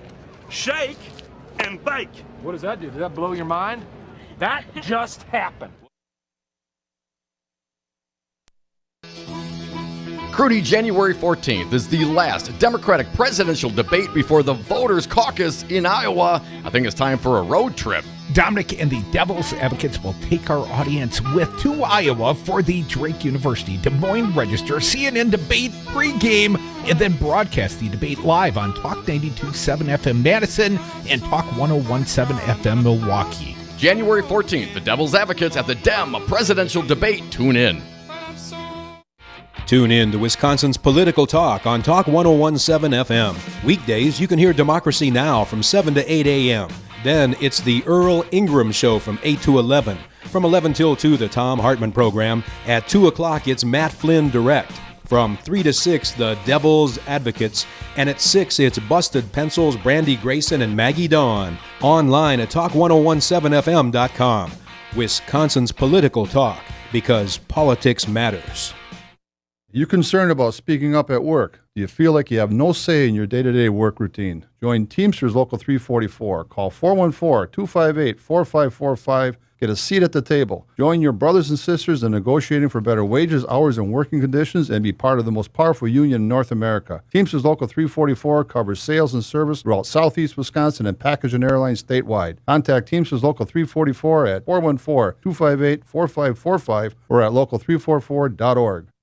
Are you considering selling your Madison area home? This is Amy Hopfinger with Homestead Realty.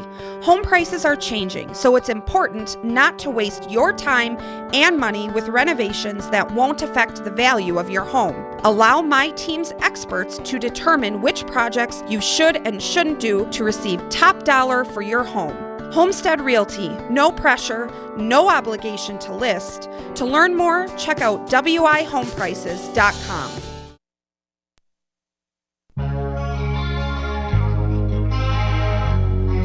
I would have gotten away with it too if it wasn't for those meddling devil's advocates.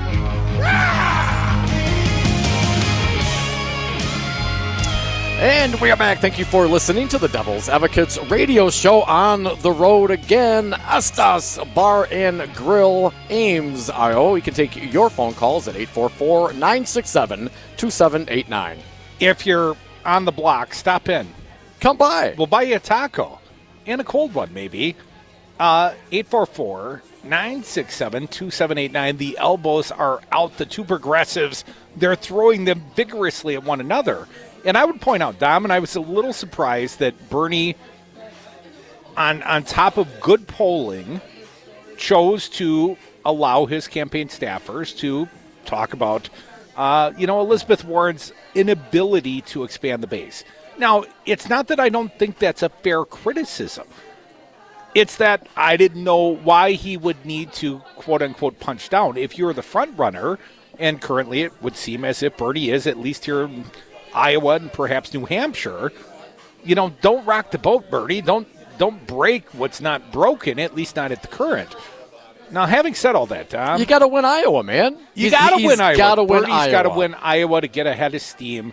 And quite frankly, now is the time to have these arguments. If you're going to brawl in the primaries. Brawl right now. You get about 90 days to have at.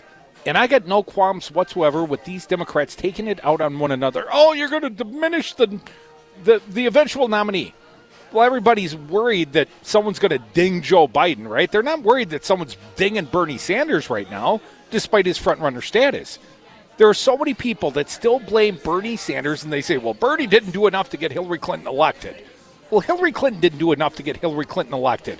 Bernie Sanders did more for her than it would appear she did for herself, at least in terms of stumping. Well, according to The Hill, Crudy specifically, I want to throw this one out there because we hear this a lot, but I've never seen it quantified quite like this. According to The Hill, in September, October, and November of 2016, Bernie Sanders held 39 rallies in 13 states on behalf of the Clinton campaign.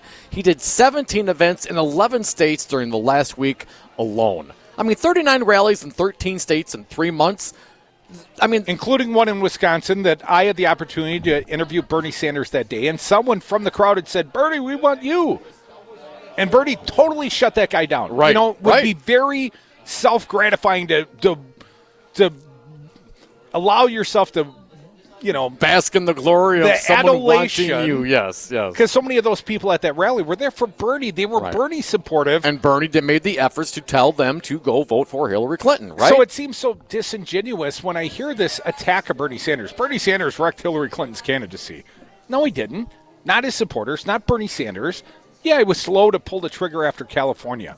Quite frankly, I was a little pissed, too, when the AP called the California race the day before it occurred. Called the national race to Hillary Clinton based upon the weight of super delegates. There were some Bernie supporters that left that last elective cycle with a little bad taste in our mouths.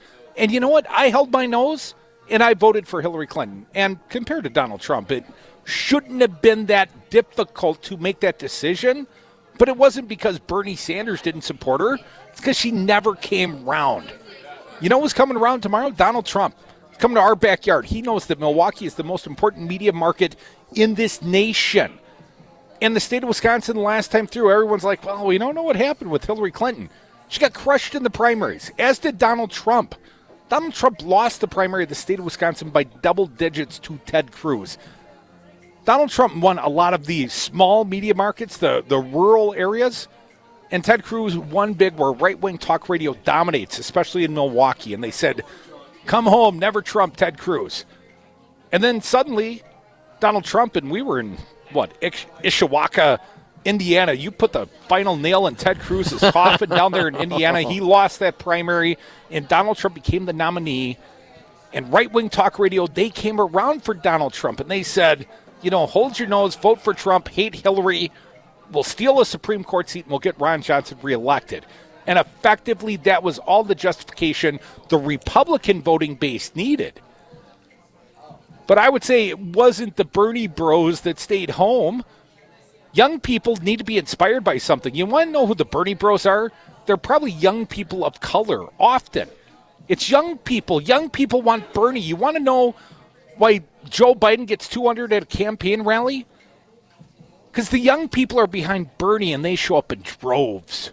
Crudy, from thehill.com, Amy Parnes, the headline, Democrats voice concern over Sanders. I'm going to jump into a little bit here. Democrats complaining about Sanders, some of whom have histories with former Secretary of State Hillary Clinton's presidential campaign. I understand there's still some hurt feelings out there. Argue the rhetoric being employed by the Vermont senator in some cases goes too far in damaging his rivals. They say it will make it harder for the party to unify around a nominee, and they're particularly worried that supporters of Sanders won't back any nominee who isn't their favored candidate. Here's the quote, "He needs to stop," said one Democratic strategist not affiliated with any of the presidential campaigns. It's not helpful, and it actually hurts the party. It's like he didn't learn his lesson the last time. It's incredibly short-sighted and terrible. Terrible, Crudy. Some Democratic angst about his rhetoric. Wait. I want to follow the paragraph you read. This strategist pointed to the senator's recent remarks in a Los Angeles Times editorial board meeting where he said that Trump would eat former Vice President Joe Biden's lunch if he is the nominee. Whoa. Joe Biden is a personal friend of mine. This is what Bernie said. So I'm not here to attack him. But my God, if you're a Donald Trump and got Biden having voted for the war in Iraq, Biden having voted for these terrible, in my view, trade agreements, Biden having voted for the bankruptcy bill, Trump will eat his lunch, Sanders told the Times. That's a legitimate criticism. Whatever the worst the Democrat may say about you, Trump's going to say 10 times worse. Get used to it. Come back with us. Devil's Advocates in Iowa. Dem presidential debate. That's tomorrow night in Des Moines. We're going to Pete Buttigieg tonight on the Iowa State campus. We're in Ames. We're at Es Tas. We're having a cold one. Tacos on Dominic. Come join us here.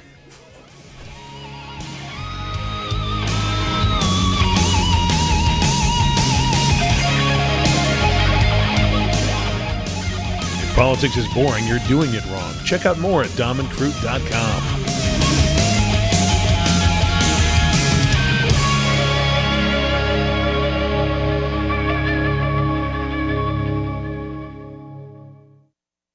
The one thing we know, and they do say, anybody that runs against Trump suffers. On many sides. Hi, I'm Kelly, and my family owns Madison Liquidators. As a small business, we understand growing pains. You know, those times in your business where you need more help to increase revenues, but you need more revenue to hire more help? Or you're ready to hire more people but can't figure out where to put them? At Madison Liquidators, in addition to offering office furniture at the most affordable prices, our staff is trained in offering superior layouts and design. Come see us today to get started on your new or growing business, or view our inventory at madisonliquidators.com. Whether you are remodeling your current space or constructing a new home, Habo Granite & Stone is here for all of your countertop needs. Habo Granite & Stone is family-owned and offers a large selection of natural stone colors and all of the manufactured brands to complement every room in your home. From granite to marble and so much more, our local craftsmen work to customize the perfect countertops to suit your needs. Find us at habogranite.com. You are listening to WRRD 1510 AM, Waukesha, Milwaukee. Always streaming at newstalk1510am.com.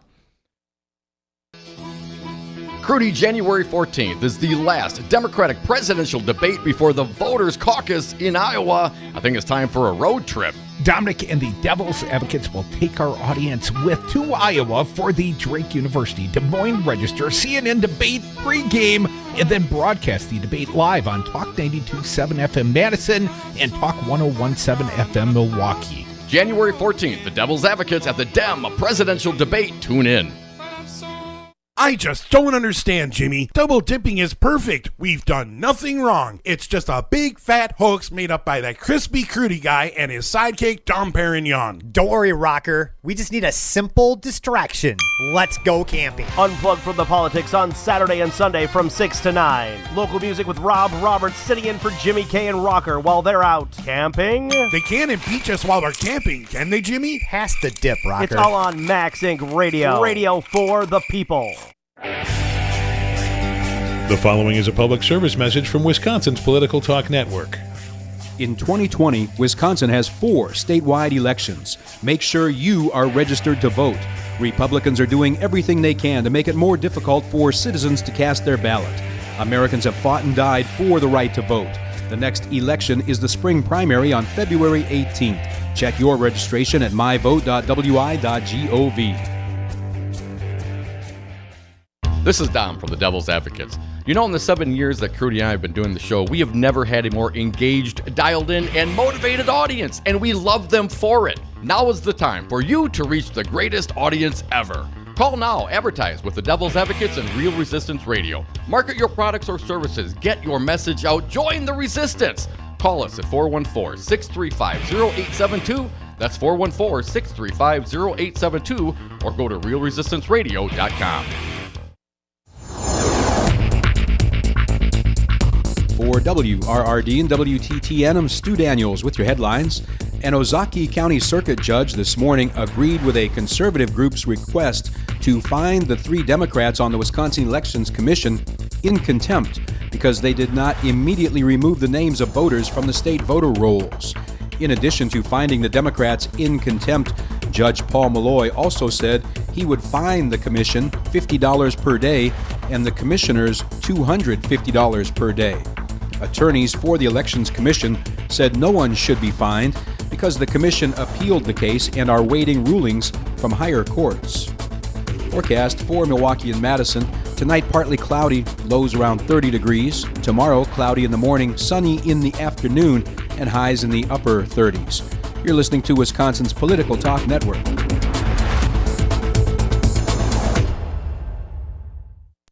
I love a parade. You're listening to the radio show your mother warned you about. Dom and Krutz are the Devil's Advocates. She'll see it later, honey. Her eyes are frozen. Welcome back to the Devil's Advocates radio show. We are on that holiday road again in Iowa. Is it heaven, Dom? No, Crudy, it's Iowa. We are in Ames, Iowa. We are right off campus, Iowa State University, the alma mater of our good friend Jesse Apoyan, and we're at a bar she recommended, Es Tas. They got the good tacos and the cold drinks, and we're firing up. We're going to go to a Pete Buttigieg rally, Dom, here in Ames, Iowa. Of course, we're in Iowa tomorrow because the Democratic presidential debate's happening on the stage in Des Moines. The political world is in Iowa, and plus whatever Bloomberg's doing. But the circus, Dom, the circus is coming to Milwaukee. Donald Trump in our backyard. While we're in Iowa, we're going to embed our buddy Earl Ingram Jr., the morning host on the Wisconsin Political Talk Network, especially in Milwaukee. Earl's going to Trump for us. We're going to cross-pollinate with Earl's show in the morning. Thank you, Earl. And then Earl's going to check in from the Trump rally with us later in the day, and we're going to get back to the phones momentarily. 844-967-2789. There's still some meat on this bone here, Crudy, I want to get to. I was going to talk about a newly announced Trump rally. No, but hang on. I want to get to the meat of it because there's more issues. I mean, this pushback against the established Democrats and the independent running as a Democrat. I mean, people are freaking out because Bernie Sanders just might win Iowa and New Hampshire and capture some momentum. And the establishment of the Democratic Party is about to lose their freaking minds, Dom. And that's why we're seeing these sort of headlines. Once again, Amy Parnes at The Hill, Democrats voice concern over Sanders. I'm going to jump down on this piece a bit. Veterans of the Clinton campaign say it all looks similar to 2016. In and of itself, it shouldn't take on too much meaning, said Philip Raines, a longtime communications advisor to Clinton. But if it's a harbinger of tone to come, that's not great. And I say this as someone who doesn't believe that the primary should be a cotillion or game of patty cakes. Sanders' Apparently allies you do, bristle at the criticism, which they see as unfair to their candidates. They say Sanders isn't doing anything other than other candidates aren't doing in criticizing a fellow Democrat on policy issues. Larry Cohen, a longtime Sanders ally and chairman of Our Revolution, an organization that originated from the 2016 campaign, said this: I don't see it any differently than Vice President Biden going after Medicare for all. It should be about the issues, and when we have differences and believe if something is better, we should say so. Biden has made electability a core part of his candidacy, opening the door for Sanders and other candidates to argue that they, not Biden, are actually the best nominee for the party to draw support in the general election. The Sanders campaign also takes offense at the notion that Sanders didn't help Clinton in 2016. And once again, I mentioned this earlier. I will repeat it again. Yes, he did. September, October, November of 2016, Sanders held 39 rallies in 13 states on behalf of Clinton's campaign, and he did 17 events in 11 states during the last week alone. Raines argues that Sanders needs to either accept the plain fact, supported by both quantitatively and anecdotally, that his supporters did not go all in for Hillary. He said Clinton supporters in 2008 offered far more support to then Senator Barack Obama after their tough primary than Sanders supporters offered to Clinton in 2016. So it's Sanders' fault. He goes out all the 39 times, 13 states. It's his fault that his supporters didn't go all the way according to the Clinton team.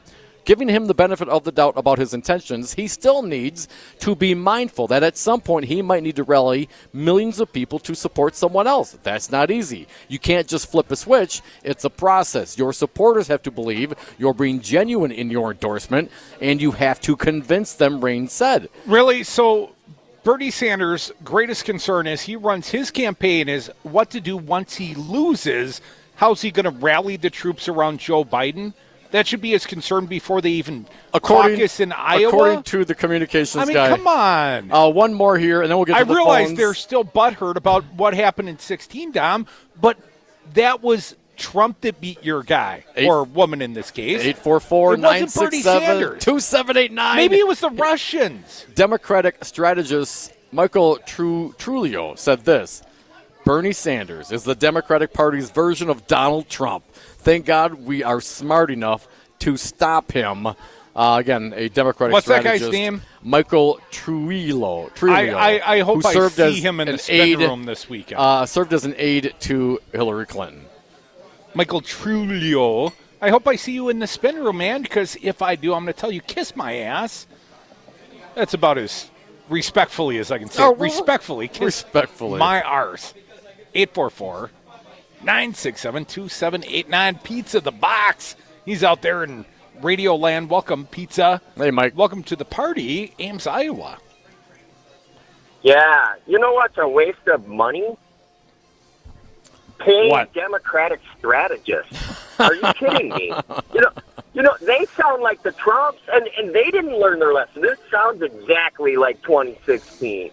You know, they didn't learn their lesson. That when you run a least popular candidate, let me give you the strategy of the Trump campaign from the start, was to come out and go after Joe Biden and make everybody believe that he's the one that's got the best chance to beat Trump. Now, why would he do that, right? Because it's the same as last time. Biden is his best chance to win because Biden is a lame candidate. Democratic strategists need to pull their heads out of their you-know-what. You guys get paid a lot of money by people that make a lot of money. That's why you say what you do. I mean, you're not living in the real world. And so Bernie's a threat. Well, let's consider the rest of us a threat, too, because this is the people talking, and that's what you guys are getting shook up about. All you privileged, established, powerful people are going to tumble when this happens. Now, Trump just tweeted out, oh, crazy Bernie Sanders. See, now we got your real target for you, Trump. And he's like, what does all this mean? And Bernie tweets back, it means you're going to lose. Okay? Stick with Bernie. Bernie knows what he's doing. You know, these guys want to cry and whine like the Republicans did against Trump last time. Maybe he will come out on top just like Trump did. But as far as that Carrillo, that is really just an asinine thing to say, to compare Bernie Sanders, the anti-Trump, to Trump. End of story. You know, we talked to this young guy at the bar here, Kyle. And Kyle said, I believe Bernie. I trust Bernie. I think a lot of people trust Bernie Sanders. I think ultimately, you know, when you talk about electability, I think the arguments that we hear, the normal political cycle arguments, I think they all got thrown in the trash can with Donald Trump. Because that guy's candidacy should have been over a number of times, yet he survived. And he did so really by demeaning his opponents. Here's what I think is going to happen, Michael.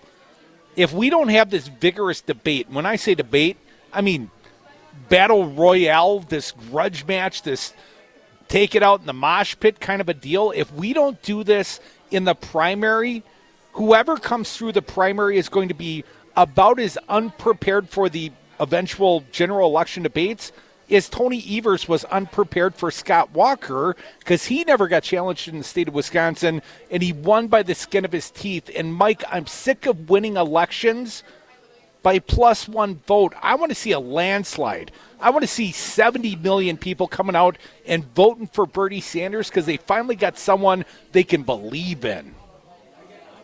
Just my humble You're absolutely opinion. right. I mean, they look. I haven't ever heard Bernie tell a lie. I turn on the TV and I can hear Joe Biden forget that he told a lie and then tell it again, you know, after they try to correct him. Well, let me ask you this, Mike. It's pure speculation here, buddy. What if somebody taped the conversation between Elizabeth Warren and Bernie Sanders, and she gets on the debate stage tomorrow night and she plays Bernie saying, I don't think a woman can win in 2020. Is that decimating? I mean, happen. suddenly I mean, come that never on. happened, Mike. I'll tell you what. He's got, you know. Then will she deny that it ever happened on the stage? Because, you know, much like Medicare for All and will it raise your middle class taxes? Well, Bernie's denied it. She's going to get asked the very same question, did it happen or not? She's going to have to answer it in one way, shape, or form. Either she's going to have to lie or tell the truth, and I don't know what the truth is, but what if she directly contradicts Bernie? Then who do you believe? Listen, I know the women that are working with Bernie and have endorsed him on this campaign, women of color, just, you know, talking about the revolution, all about being about love. That's going to drown out all this other nonsense, okay? It is picking up steam because people are tired of struggling. And the people, the Democratic strategists, you guys, man, you better hope I don't run into that guy either, man. But I think I'm going to help out Earl tomorrow night. We got a thing going on at the Capitol with the Fight for 15, and then I think I'm going to hook up with a couple people and go to Milwaukee and, you know, stand against Trump, man. Right on, Pizza Box Mike, one of our favorite activists. Thank you for calling today, my friend. 844-967-2789. Curdy, you compare this, I think, this front-runner status and the Joe Biden front-runner and Wisconsin Governor Tony Evers front-runner. They both came out. They both started in the lead. They're both, and of course, Tony went on to win, and Biden still leads. The Monmouth polling came out today, Biden leading in the state of Iowa. But are you sure that's an apt comparison? I mean, Evers won. Wouldn't you rather have a Biden than any other Republican? Well, I don't think that Evers was sufficiently challenged during the Democratic primary, and it was a big field, no doubt. And I went to another number of those candidate forums and those debates. And let's not forget, towards the end, Tony Evers stopped going to the candidate forums and the debates. But ultimately, I think he did that because he knew he was the front runner. And no one challenged him. No one said, hey, Tony, I think you're wrong because this policy, because of that policy, because you're not for legalized marijuana. And my effort is not to bash Tony Evers. But if you were to have those debates about policy during the primary, It should have happened, and there should have been some elbows thrown, and Tony Evers should have been toughened up for what was to come, which was Scott Walker, a guy that was but he won. willing to lie about anything, just like he did about Tony Evers. But he won. And these Democrats should be well prepared for the lies that will come. And these Democrats better throw the elbows now, and they better get their own game faces But on. the Democrats didn't throw the elbows in the state of Wisconsin in the gubernatorial race. And he won by the skin of his teeth. And he won. Look at the example of Tammy Baldwin. That's what he should have won by. He should have won by double digits. Scott Walker is a god-awful governor, and people were sick and tired of him. Yet Tony Evers barely won. Barely won because he was unprepared by the primary. That's not a criticism of Tony. That's a criticism of his primary opponents. They didn't do their job. They should have been trying to win bad enough that they should have contrasted themselves with Tony Evers. Maybe Tony still would have won, but I didn't see it, buddy. You know I was watching awfully close. Tony Evers was the front runner on day one. He was never challenged. I'll see you at Election Day. And that's how it worked out. Joe Biden is not getting the free pass that Tony Evers did, and quite frankly, Joe Biden, I mean, we know Donald Trump's already willing to get himself impeached over attacking his prospective general election opponent, Joe Biden. I mean, he'll say anything. He'll make up evidence, right? He'll send Giuliani to the Ukraine if necessary. And you're worried about some coarse words about policy differentials? Well, it's not see the coarse words about policy differentials. It's about the broadly, long-term, the coalition that will be required to ultimately defeat Trump or whoever the GOP presidential candidate is. So are we not supposed to debate? Because I heard that in defense of Tony Evers. I had friends of mine who are state lawmakers and said, give Tony a break, Crudy. Just give him a break. He's got to go win the general election. I said, first he's got to win the primary. Bernie Sanders has got to win the primary. Elizabeth Warren has got her own motivation. She's trying to win a primary too, as is Biden, as is Buttigieg. Are you satisfied? Are you satisfied with the efforts in this primary contest as it pertains to Biden? Is he getting strong because of the criticism? Well, he better get stronger, or he will falter and get out of the way. And if Biden falters, that may create a lane actually for Mike Bloomberg. And he is the complete wild card in this. When you have committed to spend $1 billion, I mean, Bernie Sanders' couch cushion campaign with $18.50 donations cannot rival the $1 billion plus that Bloomberg could throw in. That will be a hell of a wild card. He's not at the debate, but the Devil's Advocates will be. We're in Ames, Iowa. We're at Es Tas Bar. Come back with us. The happy hour continues with your phone calls. 844-967-2789. Hey, is this heaven? No. It's Iowa. Sorry, folks. Park's closed. The moose out front should have told you. Dom, the Devil's Advocates are going on an adventure. Join Crute and I for our inaugural 420-2020 celebration from our friends at Expedia Cruise Ship Centers of Madison. Our political party runs for 7 nights over the 420 holiday in sunny and cannabis-legal California. The Hilton La Jolla Torrey Pines is near the beach, boasting a world-class golf course, and is just a few minutes' drive from downtown San Diego. Expedia prices, local service. Visit them on Madison's west side off Mineral Point Road or Google Expedia Cruise Ship Centers Madison.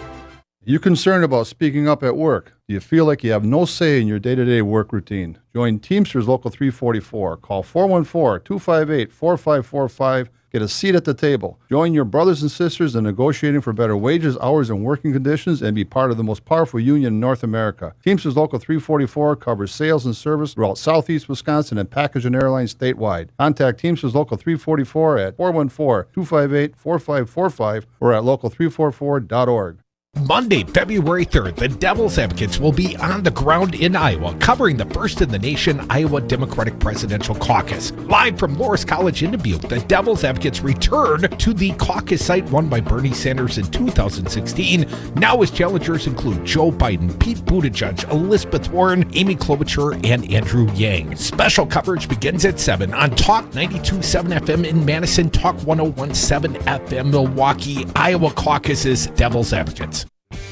Milwaukee is a great city with a great history and great architecture. You can take in Milwaukee's history and architecture while you partake in the delicious Wisconsin craft beer at Regano's Roman Coin. The Roman Coin features weekly drink specials, trivia on Wednesdays, pinball, a pool table, a jukebox, and a great selection of craft beers. The Roman Coin is also pet-friendly to appeal to the canine crowd, and you can order it from several nearby restaurants. Regano's Roman Coin, 1004 East Brady Street on Milwaukee's east side.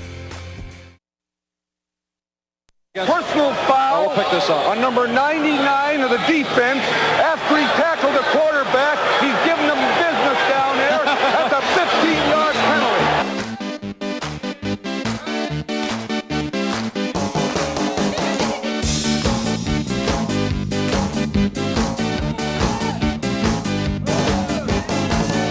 Grass-fed, locally raised, 100% organic. Dom and Krutz are the Devil's Advocates. And we are back. Thank you for listening to the Devil's Advocates radio show, last segment of the day. So if you got something to say, please pick up and call right now, toll free 844-967-2789. Dominic, Packers won at home last night. How sweet it was. Ooh. And now they go on the road. We are on the road right now. Ames, Iowa, Iowa State University. Pete Buttigieg, the event. That's why we're here, right? That and the tacos and the brewskis.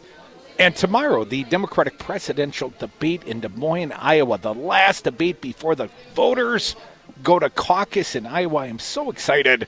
And I'm also excited to announce Busted Pencils with our friend Dr. Tim Slecker, a special Monday night edition immediately to follow this show. Preempted him with a little debate party tomorrow night. 5 hours of live radio. And then the live debate broadcast right here on the Wisconsin Political Talk Network. So our good friend, Dr. Tim Slecker, Busted Pencils. Educated educators talking education will be immediately after this fine show. Dom, Bloomberg, the wild card. He's not even showing up in Iowa. Doesn't give a damn about Iowa. But Tom Steyer, the other billionaire wild card in this race, although, Bloomberg's expenditures far beyond Tom Steyer's. But Tom Steyer's has done something shrewd. Tom Steyer's got himself on the debate stage primarily by flooding the airwaves in 2 early voting states, Nevada and South Carolina. And Tom Steyer's has jumped up to double digits in the polling in both states, and therefore he made the debate stage tomorrow at the CNN debate. He's on. Well, I was going to throw it out there. The Oscars so white, the dim debate so white. I mean, Dom, there is no diversity. Elizabeth Warren is the diversity in the debate tomorrow. And we're here in Iowa, and I looked up the demographics. When you say that, hang on. When you say that, are you being critical or are you just observing the fact thereof? A little of both. I mean, I know what the criterion is. Right, it's up to the voters and the donors, right? I mean, how can you? Because so often there are people that rise out of the unexpected candidates that rise out of Iowa, Dom. And if you cannot make the debate stage, I mean, you've got to be doing substantially pretty okay to even make the debate stage. And I remember all the way back to Miami, Dom, and like 18 million Americans watched that very first debate. And we were there, the 2-night affair, and then the party on Miami Beach thereafter. But, Dom, 20 people on the stage, right? And we talked to Tom Perez, and all we could talk about is how quickly are we going to winnow the field. And then you winnow it down, and then you bitch that there's not enough people. But the winnowing of the field took a very diverse field, the most diverse field of presidential candidates ever, and turned it into a bunch of white dudes. Oh, okay, but who is responsible for that? Well, I would say in some small part, Iowa, and the demographics of Iowa. It's the 4th whitest state in America.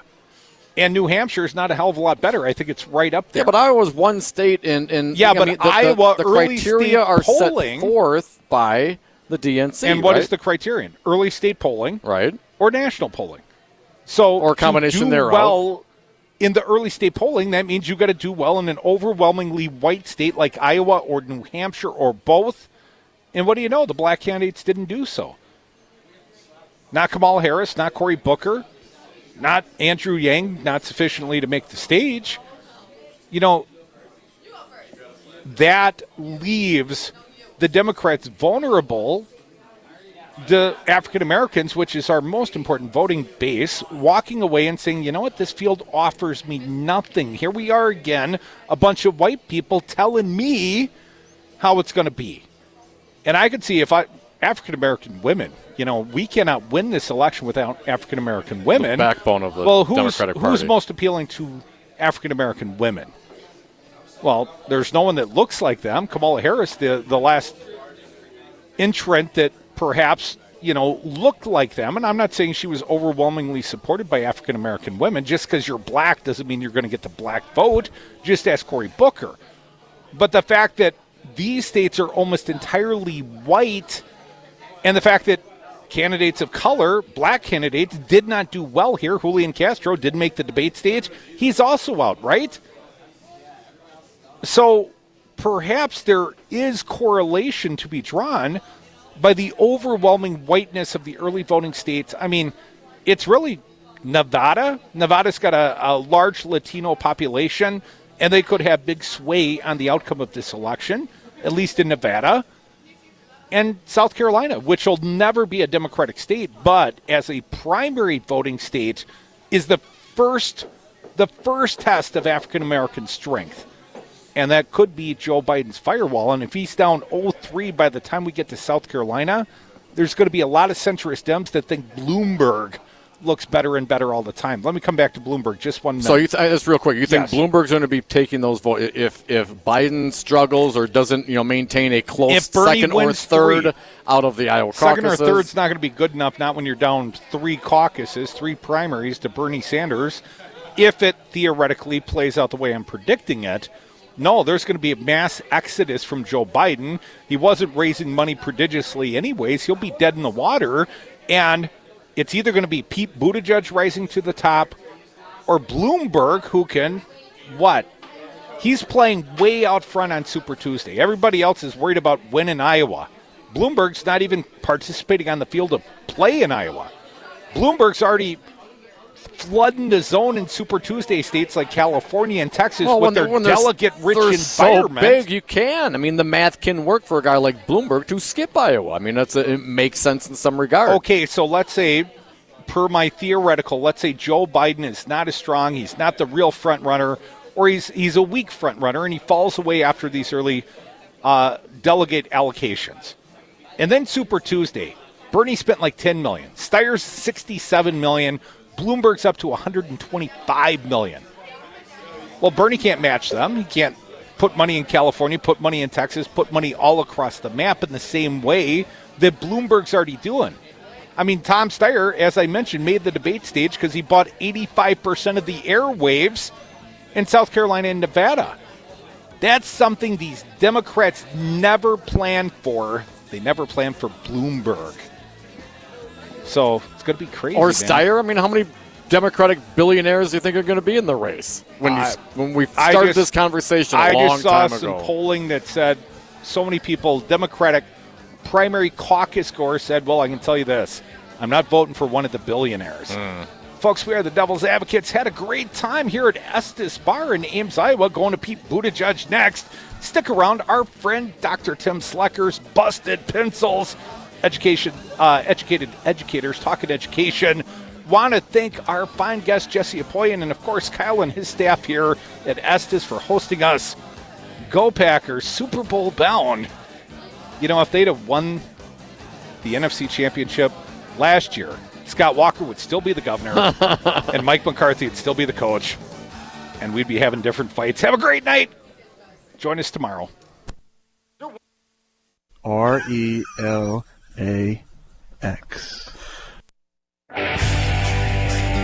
The following is a public service message from Wisconsin's Political Talk Network.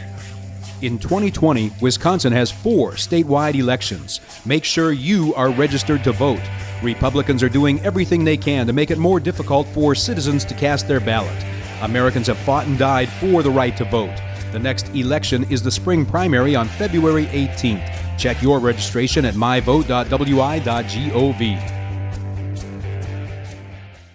So, Dave, I hear you and your team at Community PC can really help a guy like me when I'm having a hard time keeping my computer up to date. Oh, yeah, Crudy. Community PC provides great service from trusted local technicians to give our clients peace of mind when it comes to their computers. Will I wait on hold all day? Our team can provide you with immediate trusted remote service. We also offer timely on-site service in Dane and Rock counties. Find us at commpc.com to learn more. Community PC. We know what makes computers happy.